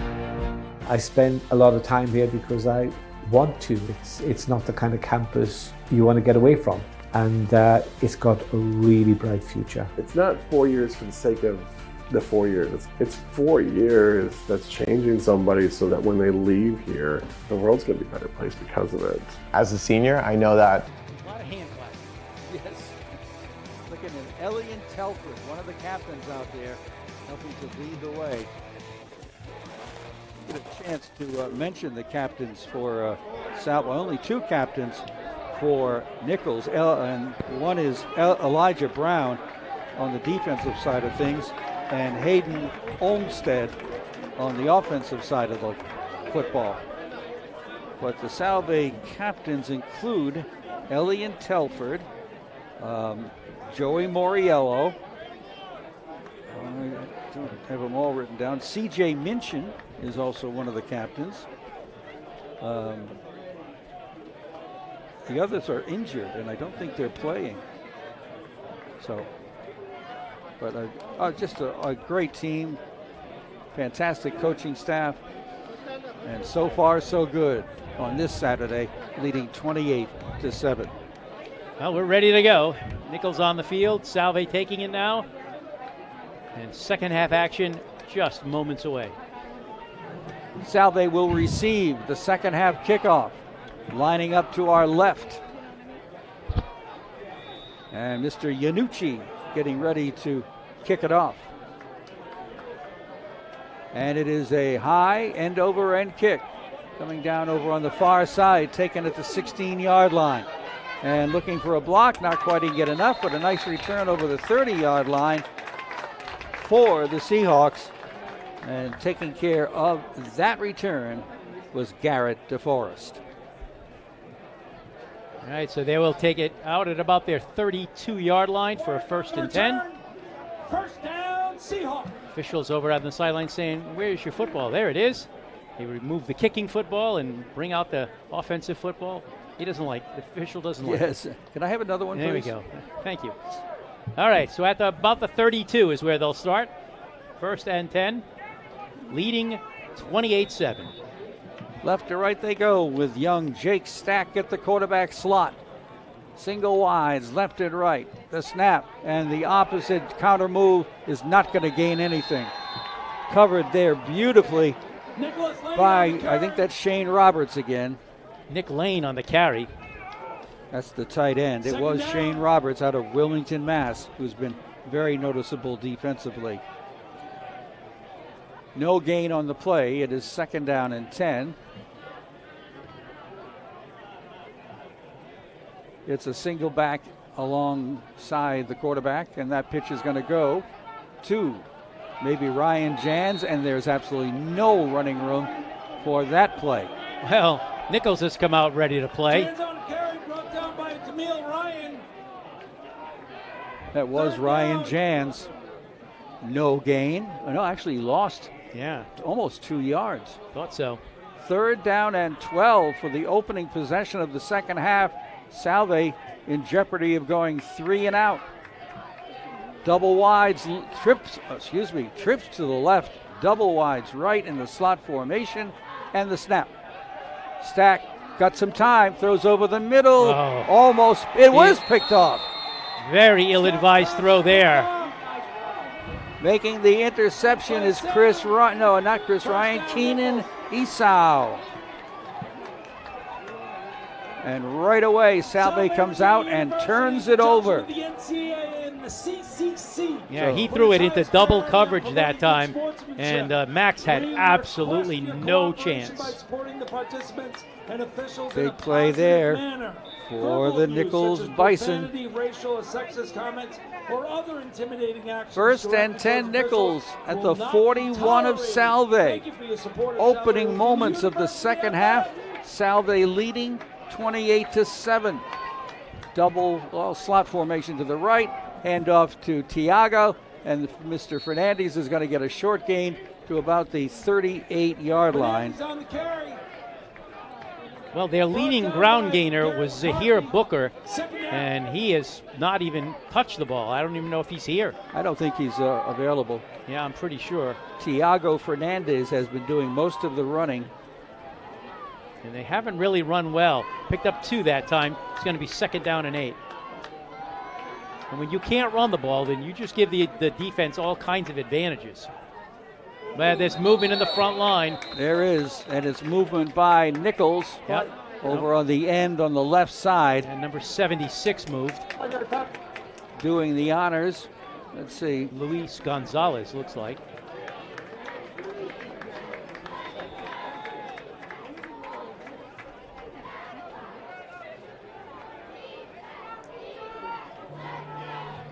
All right. 2nd out. Long. Pass, nothing there. Powell has to run for his life and throws, and that's almost picked off by Salve. Very close to a pick. Again, another throw that should not have been made. That time it was Connor Foley, who already has 3 picks this season, almost had number 4. It is now 3rd down and about 14 with Nichols inside the Salve 45-yard line. Again, both teams get their plays from the sidelines while they stand there, and neither team huddles. Awaiting the snap, Xavier Powell. Steps back to pass, looking over the middle, and throws, and it is caught at the 30-yard line. And ends up inside the 30. And on the receiving end is Pinero, Alex Pinero. It's at the 30. 1st and 10, Nichols. A 3rd down conversion right there for the Bison. On the near side hash mark. Man in motion goes to the left side. The floating snap gets to Powell. Pump fakes, throws, and picked off by Salve. What a tremendous catch. Trying to pick out that number. It's a single digit. And let's see who that might be. Could be Joe Saccone, could be Francisco Aguero, even Avery Arno for that matter. 3 single-digit guys.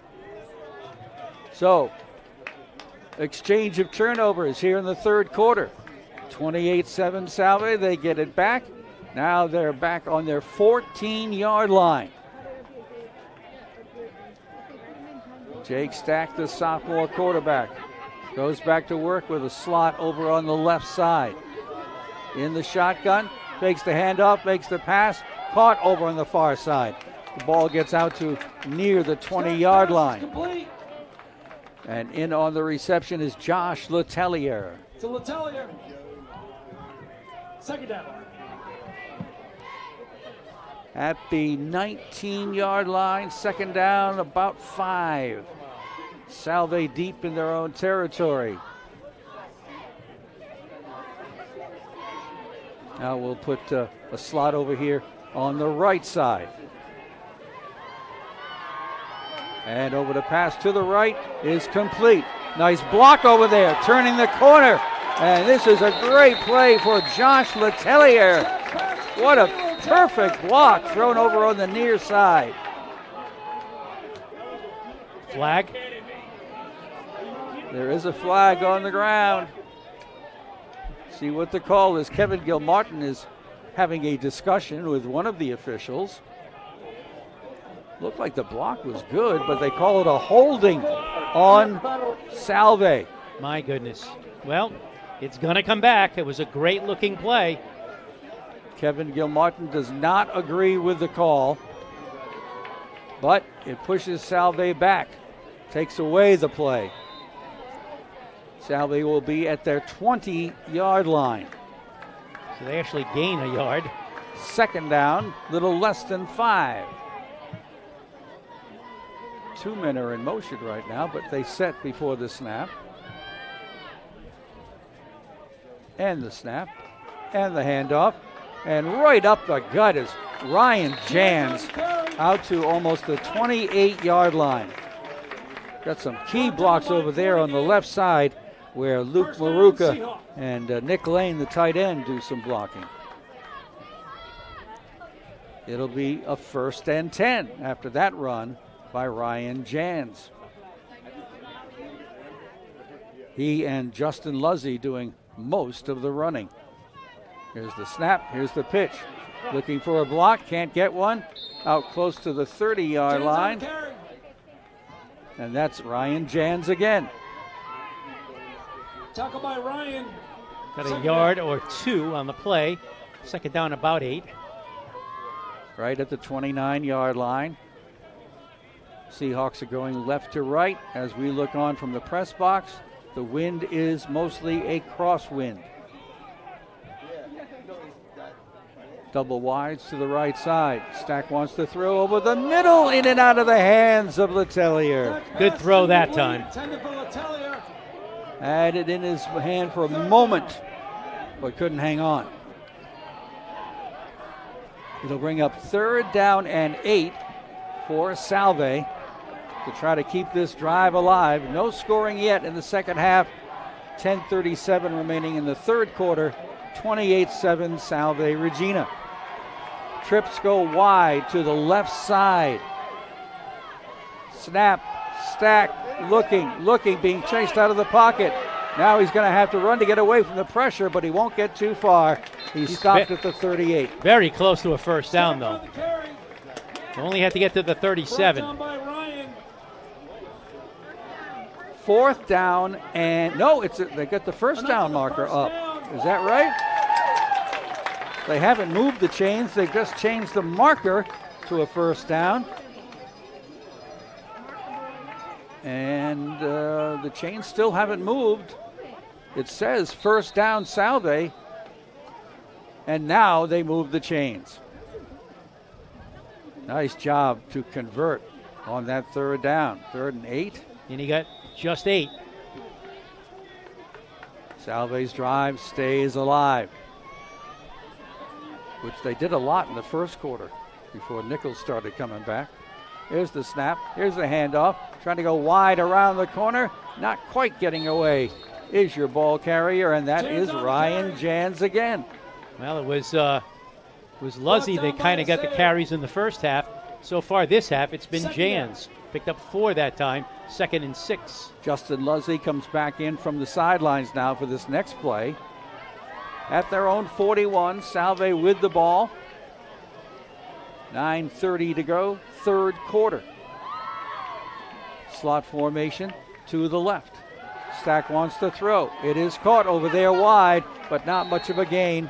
And it will be a 3rd down situation. Shane Roberts again helping on the stop. Pass is complete, Letelier. Picked up about 3. Brought down by It's going to be Mark third in James. about 3. Third down. Salve operating from the far side hash mark, left to right, in the gray uniforms with the blue numerals and helmets. White jerseys, green pants, green and dark helmets for Nichols. 3rd and 3. Shotgun formation. Jake Stack gets the snap, looks, throws downfield. It's a diving attempt at a catch, but incomplete. A near spectacular catch that time by Salve's Max DeVito, who comes up limping. Looks like a kind of a groin muscle It issue. does look like a groin problem. Incompleted pass sets up 4th down, and Salve will have to punt the ball away, leading by a 28-7 margin here in the 3rd quarter. Max DeVito nearly made a spectacular catch. Derek Revelis is deep for the punt. Derek out of Randolph, Mass, a sophomore. Here's the snap, here's the punt. Beautiful. Going to bounce around the 25, roll to inside the 20, inside the 15, and taken there by the Seahawks at the 14-yard line. Down at the 14. First down, Bison. So back to work. We'll go Xavier Powell. Remember, Seahawks Well, fans, I'm sorry, they can't afford to lose Max DeVito, and he's limping a little bit. I think he's okay. Yeah, he just went crashing to the ground trying to make that catch. All right, here's Nichols getting the ball back here in the 3rd quarter, trailing 28-7. They're at their own 14-yard line. Xavier Powell stays at quarterback. And he'll play fake, looking to pass, throwing deep, wide open. Nice catch. And a big play there, as making the catch was Freeland, I believe. First down, Nichols. either him or Elijah Brady. No, you're right, Freeland, number 10. Sorry. 1st and 10, Nichols. A lot of time for Powell to make that decision where to throw it. This time he'll hand it off to Fernandez on the right side. Gets a quick opener for about 4 yards before he is pushed back. Knocked back by Ludeman. 2nd down. In there to make the play, Zach Ludeman out of Howell, New Jersey, part of that linebacking core. 2nd down, 7. Snap, drop back, pass over the middle, caught. That's Vito to the midfield stripe. Complete. Brought down there by Ludeman again. Brought down by It's a great Ludeman. bunch of linebackers. Ludeman, Garrett McCarthy, C.J. Minchin, Nico Whitcomb. 3rd down and about 3.5. Trips to the right side. And it will be a play fake. And the throw, and it will be deflected away, incomplete. Great coverage on the play there by Connor Foley. 4th down, and Nichols is going to go for it. 4th and 3 at the Salve 49. Down and 3. Josh Vito in the slot to the left. Hunter Ferreira, slot to the right. Snap. Powell looking, being rushed. Gets away from the rush and will spin and hit the 1st down marker. Great piece of scrambling by Xavier Powell. Tackled by Jesse LaGrange. Well, they needed about 3 yards, and he got 4.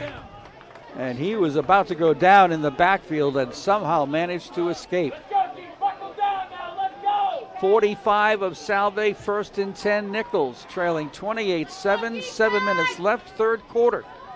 The snap, the handoff, Tiago Fernandez got some running room, ball comes loose, picked up on the bounce by Salve Regina. They'll have it at their own 45. Big time play right there for the Seahawks, provided by Avery Arno. Well. First down. Huge turnover. Ladies and gentlemen, make sure you I get think that your was number 50-50 6, but raffle unfortunately ticket, number 6 is a which quarterback. supports Softball You get 50, So, they get 50. It looked like number Everyone 6. It bounced right to him. So Salve gets it back. 45-yard line, their own. Leading 28-7 in the third quarter. There is a handoff over on the left side for a short gain of a couple of yards. Brought down by Luzzy Sal. picks up about 5. Second down. And in on the play is Keenan Esau. Luzzy goes over the 100-yard mark for the day. Nice. Second down, about 7. Salve on their own 49-yard line. Stack operates out of the shotgun. Takes the snap, hands it off. A little bit of running room wide for Luzzy. He dives just shy of the first down marker at the 45-yard line of Brought Nichols. down by Mark James. 3rd and 1.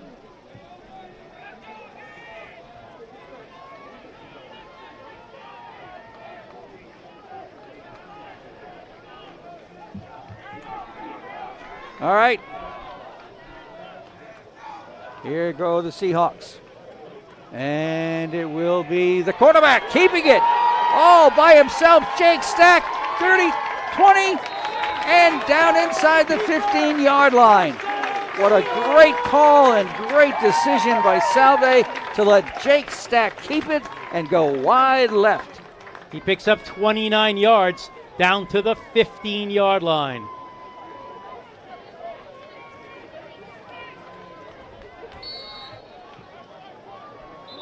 And we're going to have a timeout. Stoppage of play for some reason. I don't see anybody injured. Let's see, we've got a conversation going on between Ron Patry and one of his assistants. Dead ball. Max DeVito's back in the lineup, by the way. Number 1. Unsportsmanlike conduct on Nichols. And this has been a number of calls made against Mark James. I thought I heard the PA announcer just say he spoke to the official or something. It was something with the official. Whatever it was, it's going to go half the distance to the goal line, down to about the 7 or 8 yard line. We'll call it the 7. So a big run by Jake Stack, a costly penalty for Nichols, and 1st and goal for Salve at the 7 of the Bison. Got to move the chains and get them set up. Well, they get the one guy. Yes, we'll ignore the other guy. You mean they have the one The for the first down marker? Yeah, Yep. I guess that's pretty much all they need. Snap right up the middle, a big hole. Luzzy tries to burst through it, but it's closed up in a hurry at the 5. Brought down by It'll be 2nd and goal. Max DeVito, by the way, back in the lineup. Yep. By the way, Justin Luzzy now 18 carries, 107 yards. And we're not even in the fourth quarter yet. No, 4:42 to go, third quarter. Luzzy stays in the backfield, single setback. Single wides left and right. Jake Stack seems to be unsure of the play. He gets it from Kevin Gilmartin. Play clock at 10 seconds. And the snap. And the handoff, right side, not much running room. Nope. A yard maybe for Justin Luzzy. Luzzy on the carry. Brought down by Shane Roberts. Mr. Third Lynch down. is stubbornly saying Luzzy, but we know better. Well, from the 4, it's going to be 3rd and goal.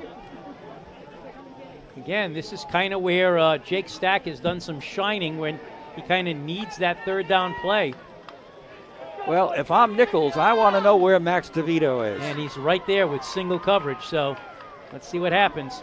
And on single coverage, Max can out jump you, and he can out, grab the ball. All right, here comes the snap. Looking over the middle, that's Max DeVito. Touchdown, Salve.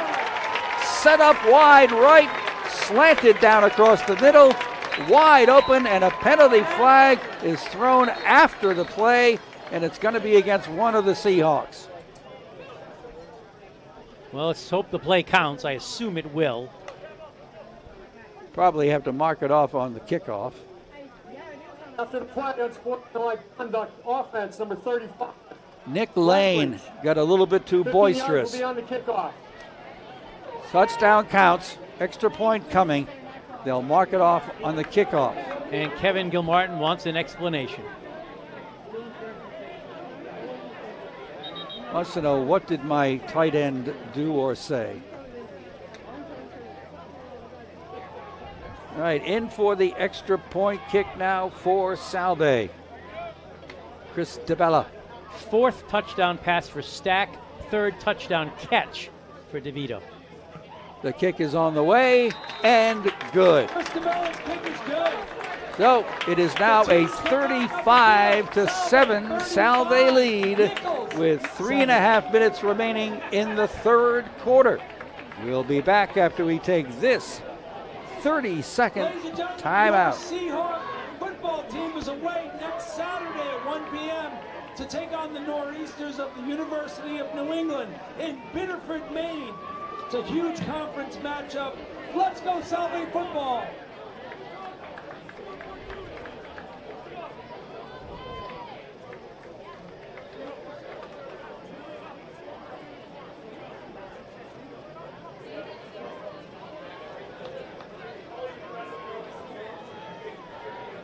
Should I turn it off?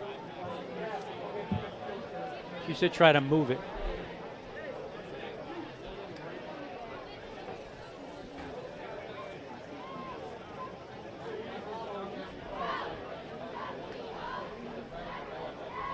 All right, we are back. For the information of my producer engineer, I moved it a little bit. All right, back 15 yards to the 20 is where the kickoff is going to happen. Max Ward will do the honors, but this will set up the Bison in excellent field position. High end-over-end kick coming down to Viti at the 25, 30, 35, and he slipped. He was going to go down pretty quickly anyway, but he slipped down at about the 36-yard line. So after a fumble recovery, Salve goes 6 plays, 55 yards. Max DeVito, 4-yard pass from Jake Stack. Point after was good. Salve 35, Nichols 7. Nichols goes back on the offense. Xavier Powell will take over, which he did in the first quarter, late, at quarterback.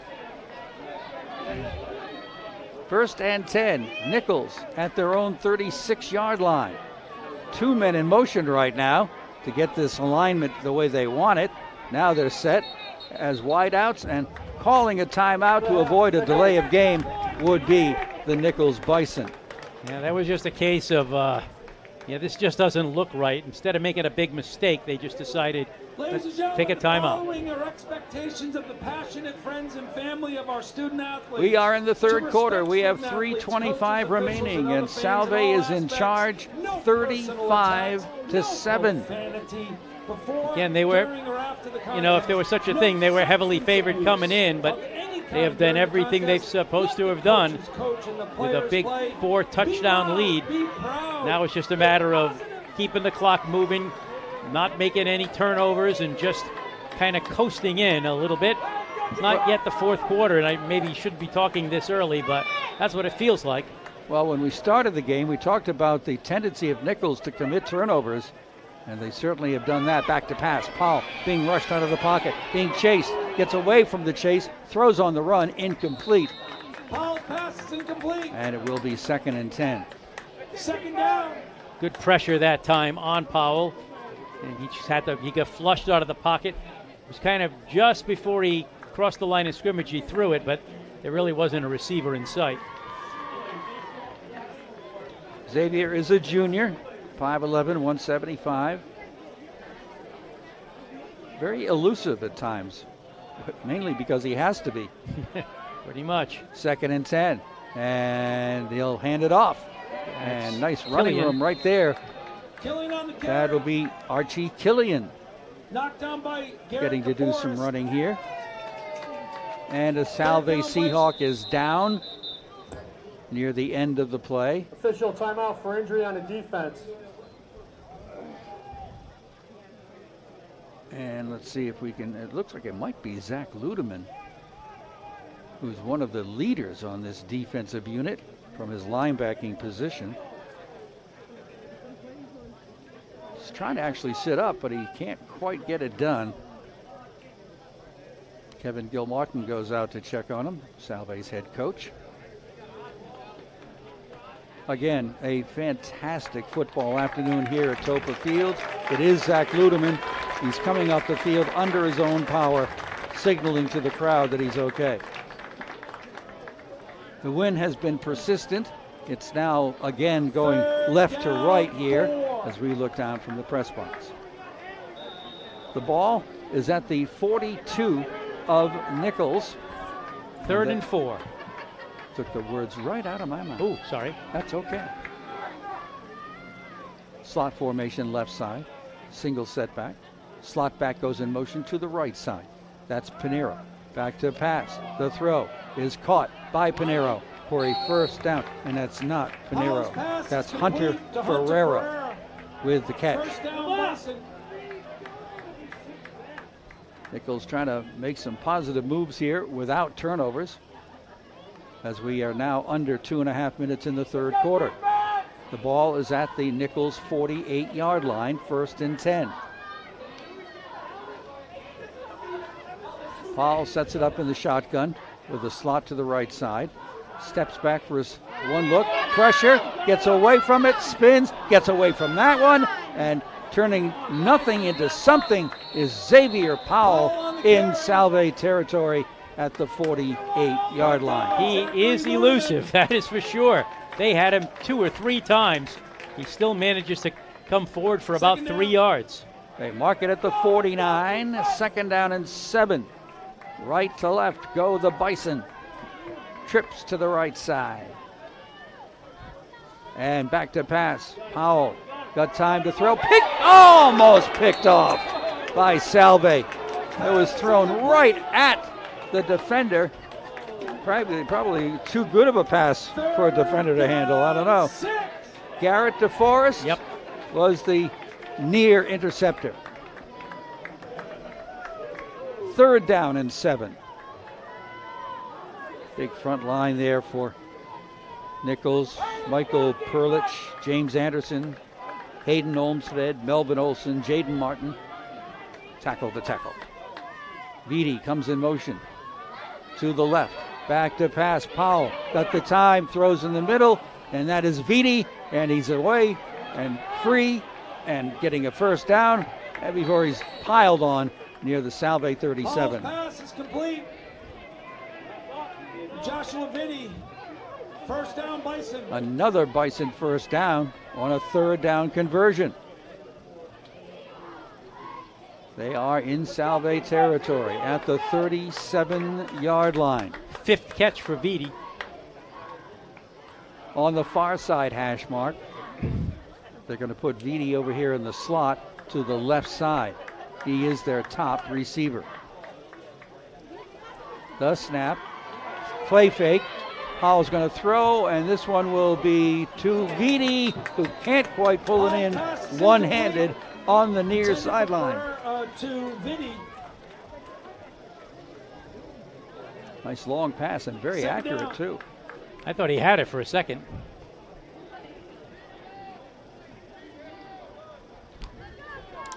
Yeah, Powell has looked pretty good today. They tend to use the 2 quarterbacks, and their numbers were very similar coming into this game, but it has been Powell who's done most of the work today. And Vitti just headed to the sidelines. 2nd down and 10.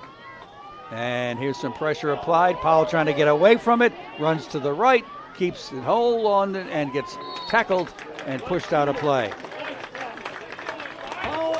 And I believe that time Salve's Nico Whitcomb caught up to him, and we've got a Salve player down, well away from the play. Didn't get much on that carry. Got to about the 35, only a gain of about 2. This looks like it might be a cramp situation. But we've seen a lot of that this fall.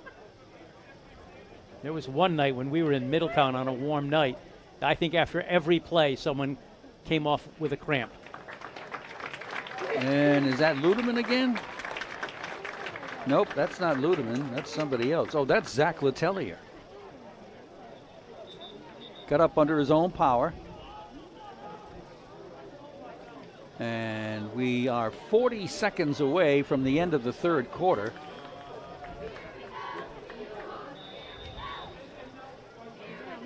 It's the Bison with the ball. The clock has started. This likely coming up to be the final play of the third period. Although they do throw a lot, so.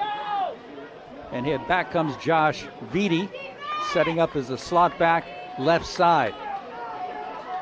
Slots in both sides. Ferreira's the other one on the right.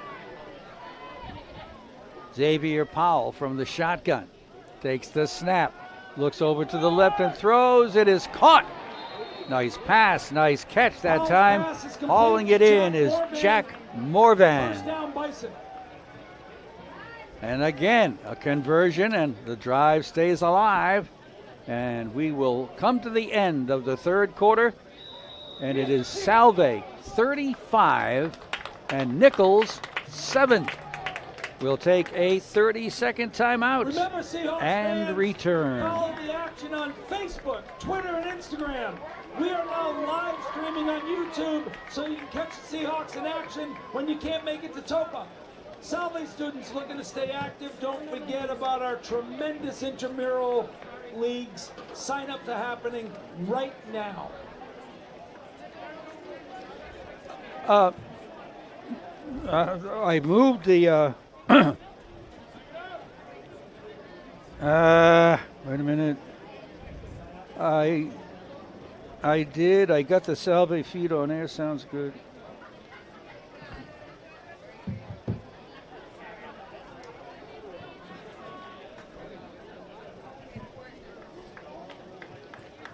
Well, so far so good, Mr. Ascoli. 35-7, ain't bad. No, it sure isn't. Salve is. They had a 28-7 lead at halftime. They scored a touchdown in the third quarter and kept Nichols off the board. So, as we said earlier, this is just now a 15-minute sprint to a victory for Salve. If they can just, keep the clock moving and not make big mistakes. All right, back in action we go. Fourth quarter. Nichols with the ball. Powell wants to pass it on the wing. Gets it to Fernandez. And he'll get slowed down and brought down inside the 15-yard line. Fernandez on the carry. Over there was Jack Zingaro to help out on the tackle along with Jonathan Malisi. Second down, about 5. The Bison are right around the Salve 13-yard line. Going left to right here in the final period. Offset backfield. Man in motion is Vitti. And the handoff will go straight ahead. Killian. Off tackle. Killian jumping, diving, and stepping into the end zone. What an athletic move that time by Archie Killian. That was impressive. 13 yards on the carry into the end zone. And now Nichols back on the board at 35-13, pending the extra point. Archie Killian is a 6-foot junior, 195 pounds. He's from Athens, Georgia. And we have a successful 2-point conversion. Yes. No, it was a kick. It was a kick. Oh, so I had my head down. I should stop putting my head down. There are 20 sports in one team. All right, very early in the fourth quarter, it becomes 35-14 in favor of Salve. An 11-play, 64-yard drive. Archie Killian with a 13-yard run to get Nichols back on the board. 35-14 Salve. And that's Jim Ascoli, and I'm the other one. Bison will be kicking it off, and Mr. Yanucci will do the honors.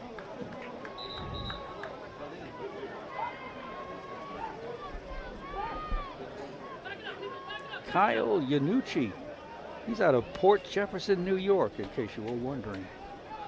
It was the next question I had. All righty then.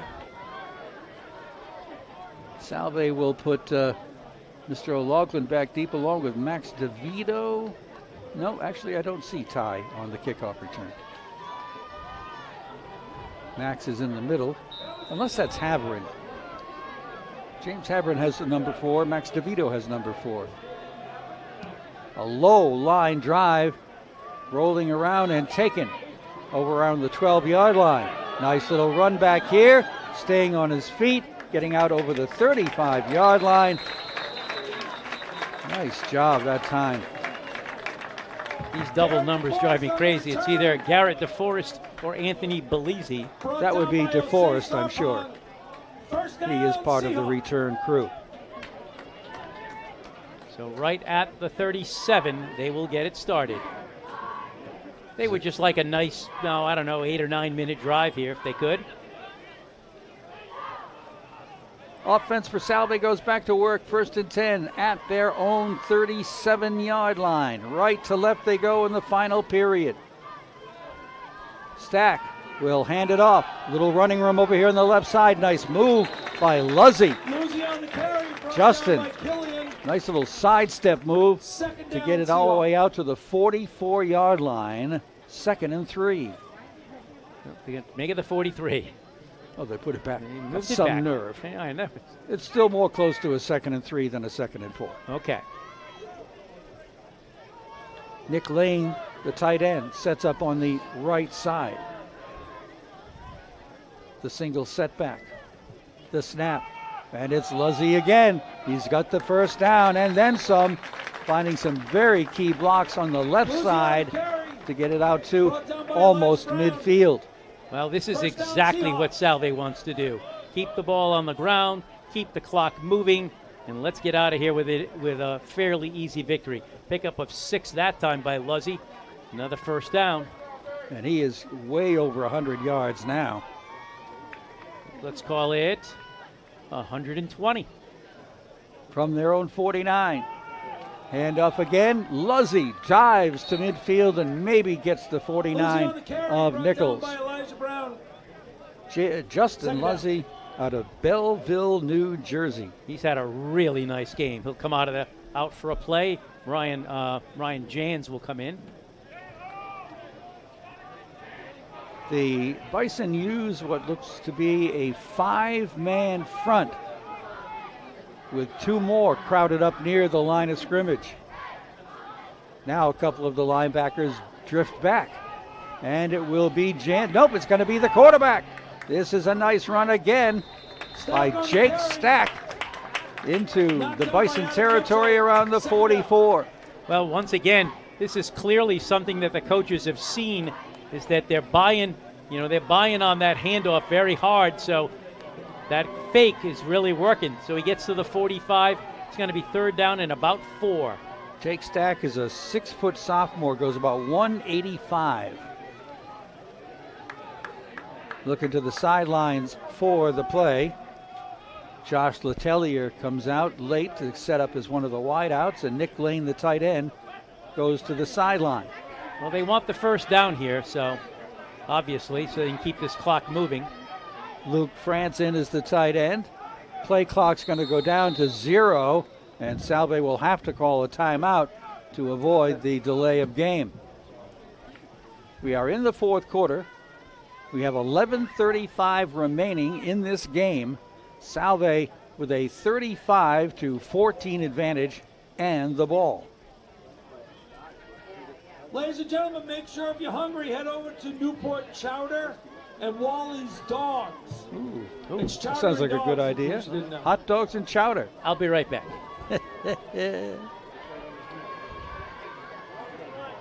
Again, our next broadcast is next Friday. High school football, Portsmouth at Cranston East on FM 101.1. All right, out comes the Salve offense after the timeout. 3rd and about 4. And once again, they'd like to keep the football so they can keep the clock moving. Jans is the setback alongside the quarterback in the shotgun. Snap. Rolling out to the right. Stack looking and throwing and wide open downfield. It's caught, and this is going to be another Salve touchdown. What a greatly executed pass. Show me who that is. 13. That is Mr. Letellier, Josh Letellier, the sophomore out of Groton Long Point.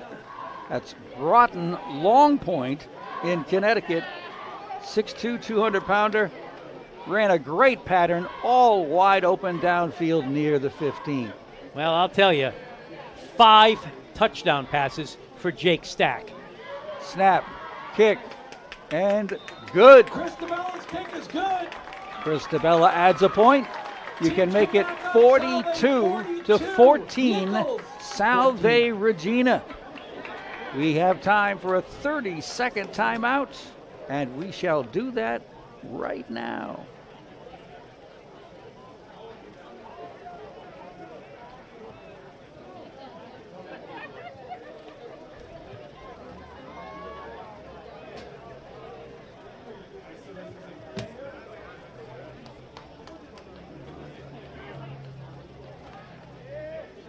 Ladies and gentlemen, We should do that again at the end of the game. $72. Woo!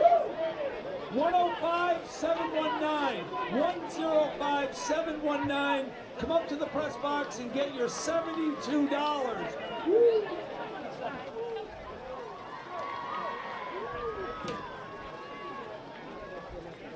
And, pardon me, and with the wind at his back, time for another Max Ward kickoff for Salve, right to left.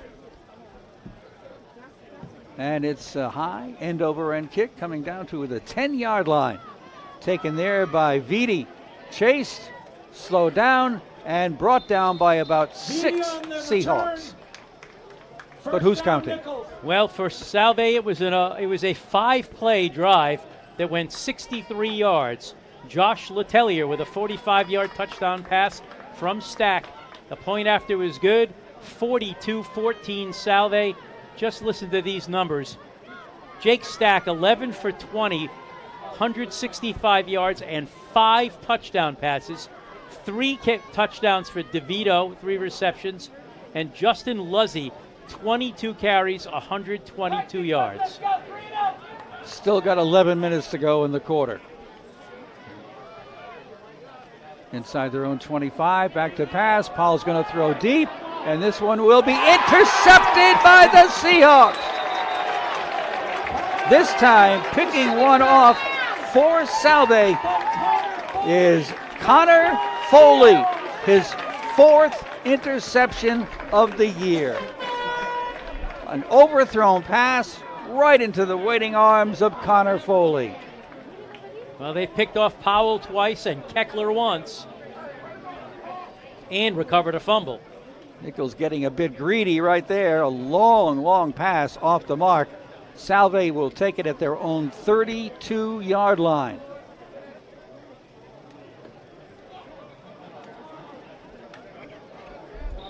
Setting up here, right in front of us, going right to left. Jake Stack back for the quarterbacking chores. Gets the snap. Handoff comes off to the left side. Nice cutback move by Ryan Jans. Up over the 35-yard line. Jans on the carry. He'll get about 5 or 6 on the carry. Brought down by Killian. Call it 5. Second down, Seahawks. Yeah, maybe closer to 4. Yeah, they put it at the 36-yard line. Right here on the near side hash mark. Looks like it's Jan's turn to get some carries. And here's a throw over the middle. Nice catch, Max DeVito at the 50. Slowed down, brought down inside the 45 of Nichols. That is not Jake Stack, by the way. It's not? To Max DeVito. First down, Seahawks. Oh. Sneaking in Mr. McGuire, are we? They are. Jack McGuire fired that pass on the money. Picked up about 20 yards on the play.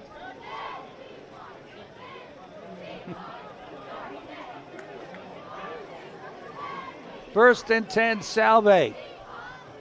McGuire, handoff. Jans. Jans on the carry. Second down. And why am I getting Oh, okay, got rid of it. Thank you. Gain. Ah! And now it's back. The echo is in my ear. 41-yard line of Nichols. Second down, about 7 after that play. Ryan Jan stays as the single setback. And we'll get another handoff right up the middle inside the 35. And this Nichols defense might be getting a little bit tired. Yeah, they're starting to carve him up right now. That time he picked up from the 41 to the 34, 7 more yards for Ryan Jans. And a first down. Salve on the march. And we'll get Jacob Perez in there as one of the wideouts. So Jack McGuire getting a chance. Much taller than Mr. Stack. And a handoff to Ryan Jans off right tackle and pushing his way forward inside the 30-yard line. Almost another 5. Jack McGuire is a grad student who is 6'5", 205 pounds from Abington, Mass. 105-719. 105-719. Using up some clock and marching downfield, the Salve Seahawks with 8.5 minutes to go in the game, leading 42-14. And the Nichols defense, you can almost feel it there. They've kind of given it up a bit. McGuire goes into the shotgun formation, has Jans right behind him off of his right shoulder. And it will be a handoff to Jans trying the left side. He's caught very nicely.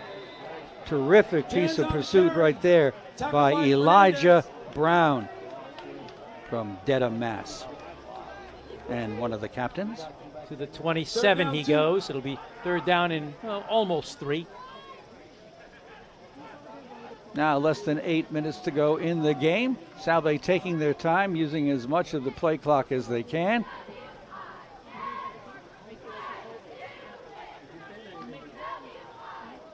And he'll keep Ryan Jans in the backfield. Give Mr. Luzzy a little rest there after all the yards he's gained. Single wides left and right. Shotgun. McGuire. Handoff. Jans on the right side. Found a hole to run through, but it got closed in a hurry. He got inside the 25-yard line for another first down. Just enough to convert and keep the possession alive. First down, Seahawks. Pretty sure they'll try to stay on the ground, as now we get a new running back in there. Evan LaRoche is in to do some probably running plays here for Salve. Evans out of Bellingham, Mass, a senior. McGuire at quarterback. Takes the snap, hands it off to LaRoche. Not much for him to run through, though. If there was any gain at all. I think it's pretty much. Brought down by Elijah Brown. Second down. Another tackle for Elijah Brown. He actually lost a yard or two. They put it right outside the 25-yard line. Less than 6.5 minutes to go. Salve just doing their best to use up as much time as possible with a 42-14 advantage.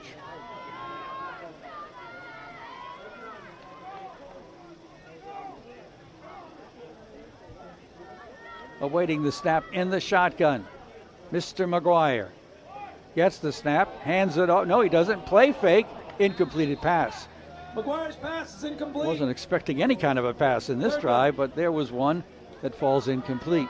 He kind of lofted it that time, but little too much loft. Would have been a nice play had it connected, but he overthrew it just a bit. Stop the clock with 6:01 to go. It'll be about 3rd and 11 or so. They're going to need to get down to about the 15. Ball is at the 26 or so. That comes out to an 11-yard situation. DeVito, Letelier out to the right side. Yeah. Looks like Perez to the left. Slot back to the left and right. McLaughlin wants to pass. Looking. Chased, wrapped up, and brought down. No opportunity for him there. Danon Walker got in By there, number 43, Danon Walker. the senior out of Mansfield, Mass. Lost about 4 more yards, I think, to the 29. That's what happened. So it's going to be 4th and 15. And likely to run a play and use up more time would be the Seahawks. At the 34 of the Bison. 4th down and long. Play clock is at 10. 5 minutes or so to play. Back to pass. McLaughlin looking out of the pocket. He's chased. He throws short, and it is caught. This is LaRoche driving his way forward to about the 20-yard line, well shy of the first down. To Evan LaRoche. Under pressure, Jack McGuire makes a pass up First close down, Bison. to Evan LaRoche, but not enough to convert. So the Bison take over, and they will have it right around the 20-yard line of Salve. 5:03 to go in the game. Salve with the big Once lead. again, ladies and gentlemen, 50-50 raffle, 105-719. 105-719. Bison will come out to try to finish this game on a positive note. They are in jeopardy of finishing with another loss that would make them 0-4 in the conference. Powell's pass over on the far side is complete, and this is going to be a nice gain by Killian after the pass reception, getting out close to the 40-yard line in Archie Bison Killian on the territory reception. and getting out of bounds. No, he didn't. His clock is still running. Sorry. Right up to the line of scrimmage comes Nichols. Getting a trips formation over here on the near side. And to pass, Powell's going to throw, and it is caught nicely. Good pass on the reception. Flag on the play. And a penalty flag. Let's see, that was River Jackson who made the reception. Looks like the flag's going to go against Salve. Something against Salve. Unfortunately, Ron Patri's microphone keeps cutting out. Couldn't quite tell what the penalty was. But it's going to put Nichols into Salve territory. And they're still walking it off. My goodness, this is about a 50-yard penalty. Well, they started somewhere around the 37. And they end up on the 13, Salve 37. 26 yards. 1st and 10, Bison. Left to right they go. Snap, drop back, and Powell's going to run. And he will get to about the 32-yard line and slide down. Picked up about 5. 4 minutes to play. A much-needed win for Salve to keep them in the upper half of the standings in this Commonwealth Coast Conference. Next season, they go to the NUMAC Conference. Slot formation to the right. Play fake, rolling out. Powell throws over the middle. Wide open for the reception is Powell's Nichols. pass is complete to Maverick Freeland. First down, Bison. 14 yards on that pickup. Gets down to about the 18-yard line of Salve. Holding on to a 42-14 lead as we get down to about 3:20 in the game.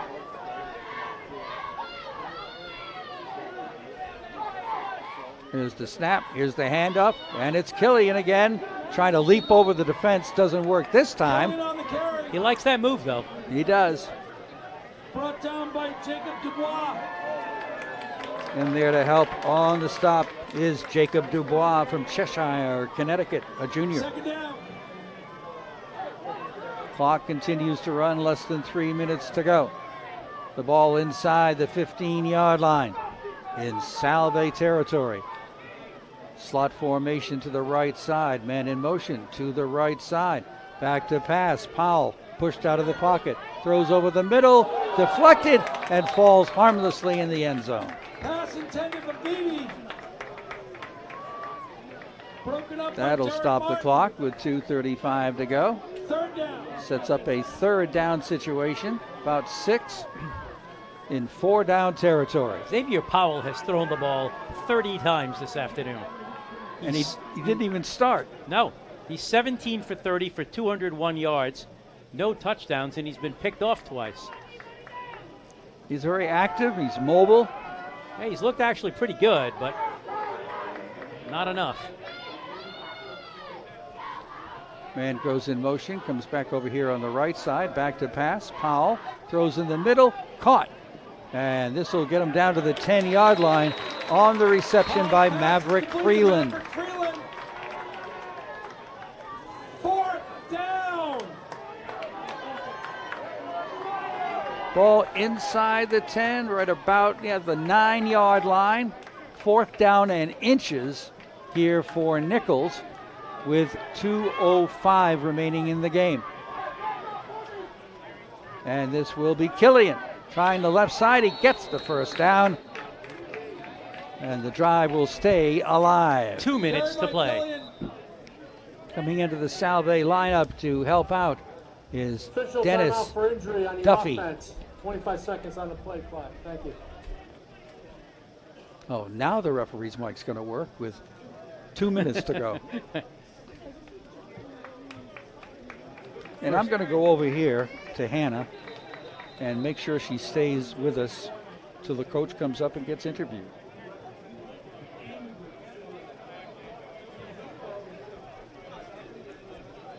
So it'll be a 1st and goal from the 7-yard line.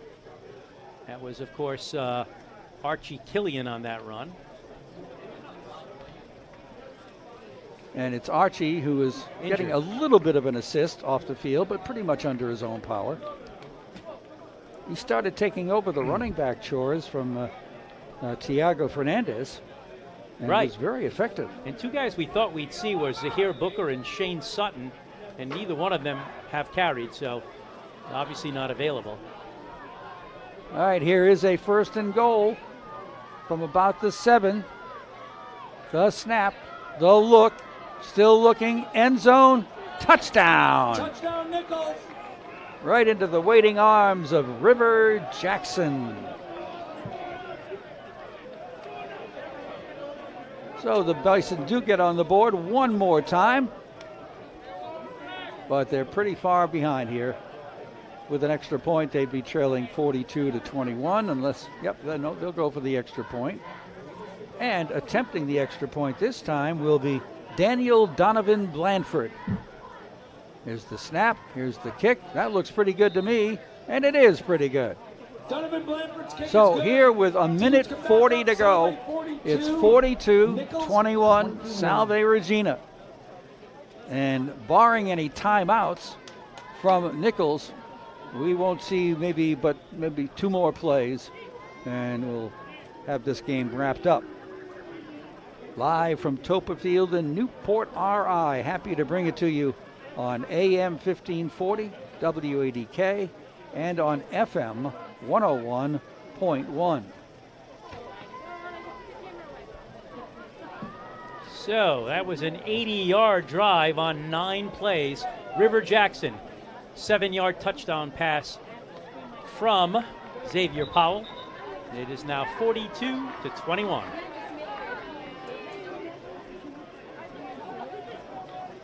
And let me say, well, I'll wait until after the kickoff. Got a message for you from Salve.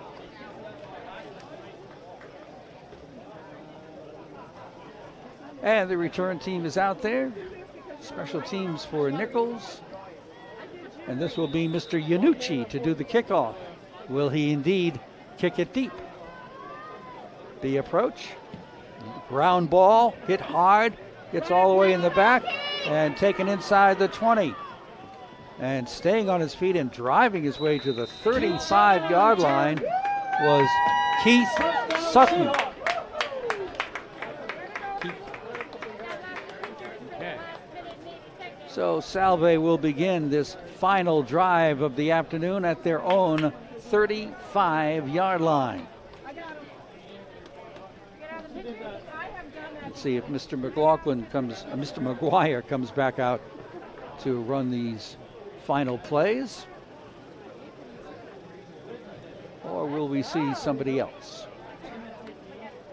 It's the victory formation for Salve with 1:32 to go. Doesn't really matter who the quarterback is. Getting the snap, putting a knee down. And that would be Jack McGuire.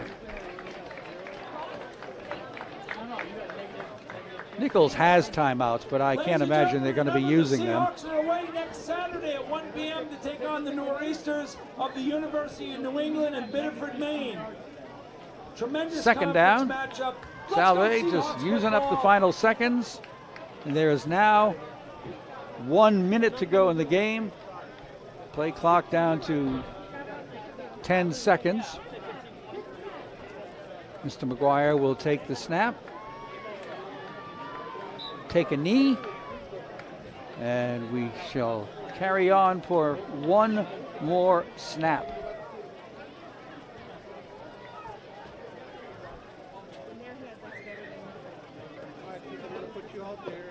Players just kind of milling around, not really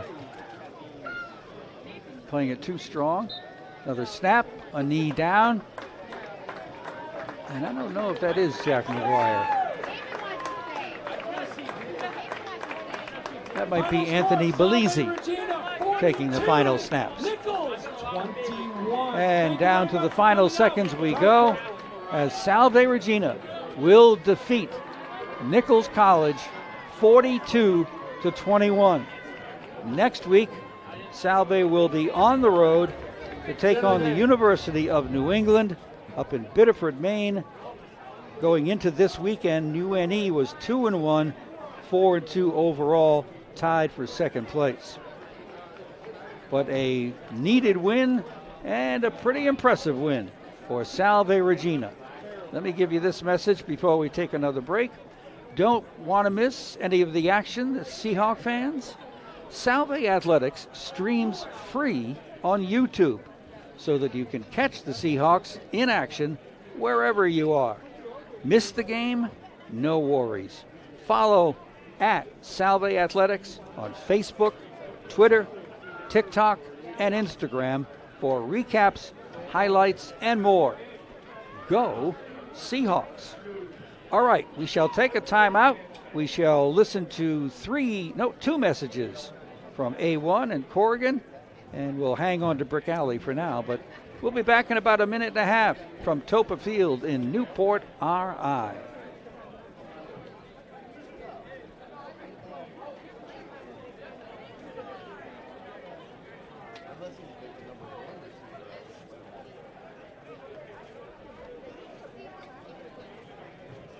We're doing A1 and Corrigan.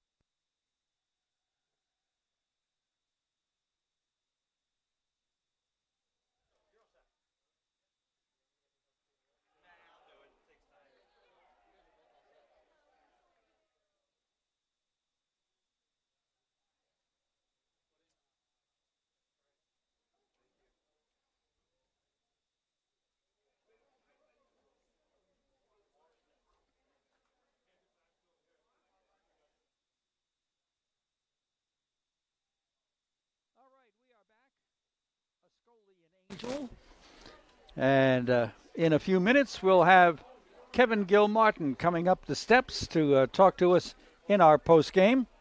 Hold on. Okay. That's good radio. Thank you. Thank you very much. Something I pride myself on, sneezing on the air. All right. Quite a bit of scoring again. My Well, goodness, yes. Wasn't quite like last night. No, not at all like last night. Little different tonight or today at Toppa Field. Yeah, here we go. Started very early with 13:02 left to go in the first quarter.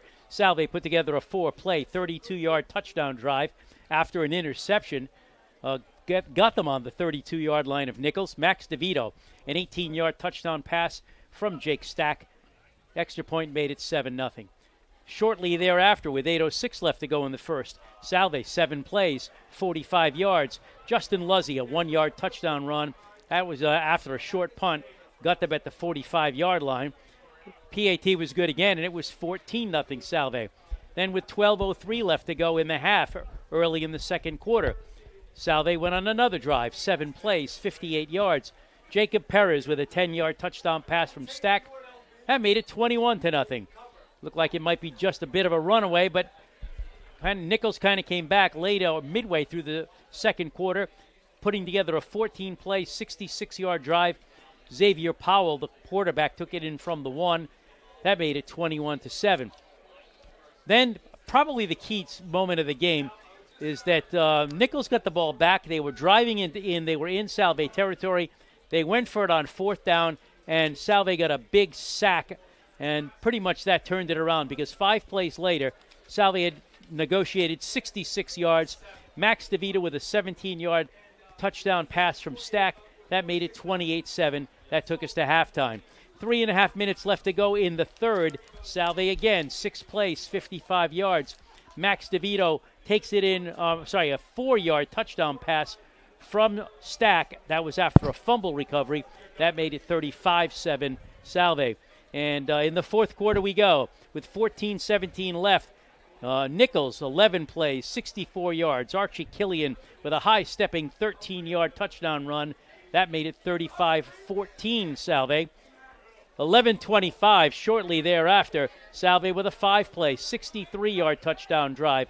Josh Letellier, a 45-yard touchdown pass from Stack.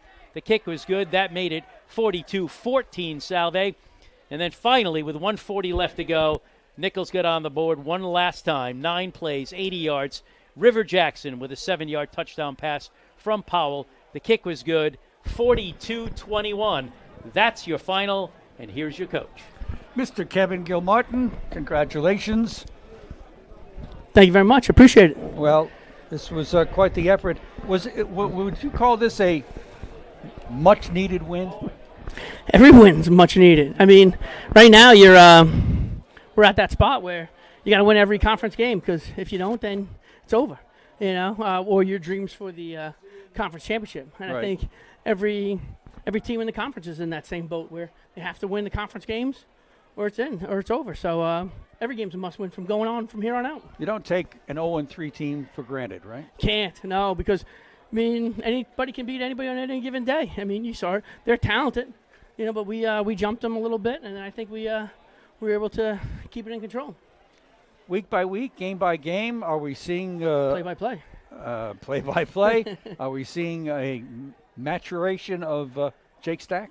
Absolutely. I think even all of them too. I mean, you see a bunch of them getting a little bit better, a little more confident, and it's great to see because you see everybody evolving. Mm-hmm. Let's talk about this defense of yours. Not too shabby. No. And all over the field. Secondary, linebackers, front line. Right. It's, like we talked about the last time we talked, a team scenario. There's a mindset there that everybody does their job. Right, and like the team we're playing, they had the number 1 receiver in the conference going into the game. They had the number 1 passing offense in the conference going into the game, and we were able to shut that down, and that's because the team's flying around. I mean, like Avery Arnold's not starting first couple of games of the season. Now all of a sudden he's getting more and more reps, and then he has an interception and a fumble recovery. I mean, 2 turnovers in one game. That's a great thing for the safety. Funny you say that because I had to double check. Avery who? Oh yeah, Avery Arnold. Right. Yeah, that's pretty cool. Yeah. And I never get tired of watching guys like Garrett and McCarthy and Zach. Phenomenal players. It's great linebackers. And, right. And, Zach up on the line. And it's just, we can just reel off almost every name. You could go through the whole Zach's. I mean, Zach's 3 people. You got Zach Letelier, Zach Ludeman, Zach Atarius. Right there, you covered 3 people just by saying Zach, so it's great. So next week or the week after, we'll be talking to Zach Gilmartin and get some really important information. I don't know, in general, with your offense, you're the guy making the calls, right? Mm-hmm. Okay. Do you adjust as the game goes along, or do you stick to your game plan? Oh, no, you definitely got to adjust. I mean, you plan the game plan thinking this is what's going to happen, and, A is going to happen, then we move to B, then we move to C. But, sometimes all of a sudden it's redirect to D, E, F, and you're like, whoa, what happened there?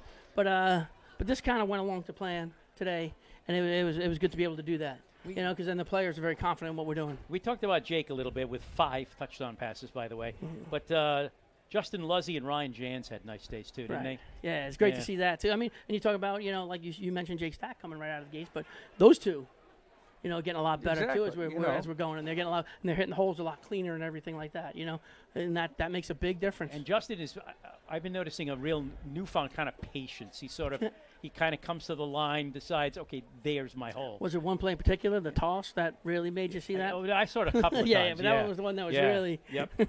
And when he went through that hole, he just went through it. And then he hits it. Yep. Good to see. Yeah. Not bad. Young freshman getting 122 yards. Not too shabby. But that's, we talked about it the last time we were here. You've got depth in that backfield. Right. Offensive backfield. So if you can't use a Moriello for whatever the reasons, you've got the next guy up, ready to go. 4 or 5 guys waiting to get out there. And then Joey knows that. He's like, all right, they're good to go. I can sit back, make sure I'm good to go for the next one. Mm-hmm. Mm-hmm. The next one is UNE. Yep. Up there in Maine. Mm-hmm. How's that? I don't know how they did today, but they're a good team. I think they've only had 1 loss in the conference right now, exactly like us. So their backs against the wall as well. And we're traveling up there. It's gonna be a long trip up, and we got to get off the bus, get the legs ready, and be ready to play. It takes a while to get up there to Yes, Biddeford, it does. Maine. So, but in general, I assume. Oh, hi. Oh, someone very attractive wanted to walk by, so get out of the way. Oh, no. No, not you. Okay, thank you. In general, overall, performance today, pleasing? Yes, very happy about it. Offense, defense, special teams, it was all across the board. Good kickoff returns, kickoff, pinned them deep a couple times, which is nice. I mean, punts, got good punts away. So I thought it was good overall by offense, defense, and special teams. Well, and by the way, when you check in with the officials for an explanation on certain personal fouls, do you maintain your composure at all times? Always, right? Of course. Like you're like, oh, come on, But then they explain what they saw, and you're like, you can't go back, and it is what it is, and then it's kind of like, all right, and like the one time Ron was like, that's what he called, and I was just like, okay, what are you gonna do? You're like, you get frustrated, but at the same time, that's what he saw, and you could see him seeing that. So, okay, well, let's focus on the positive because this one was positively a nice win. Congratulations. Thank you. Appreciate that. Nice job. Thanks for coming up. I just checked UNE. They didn't post a score yet, so. Okay. Thanks, Kevin. That is Kevin Gilmartin, and we are going to take our final time out and wrap it up.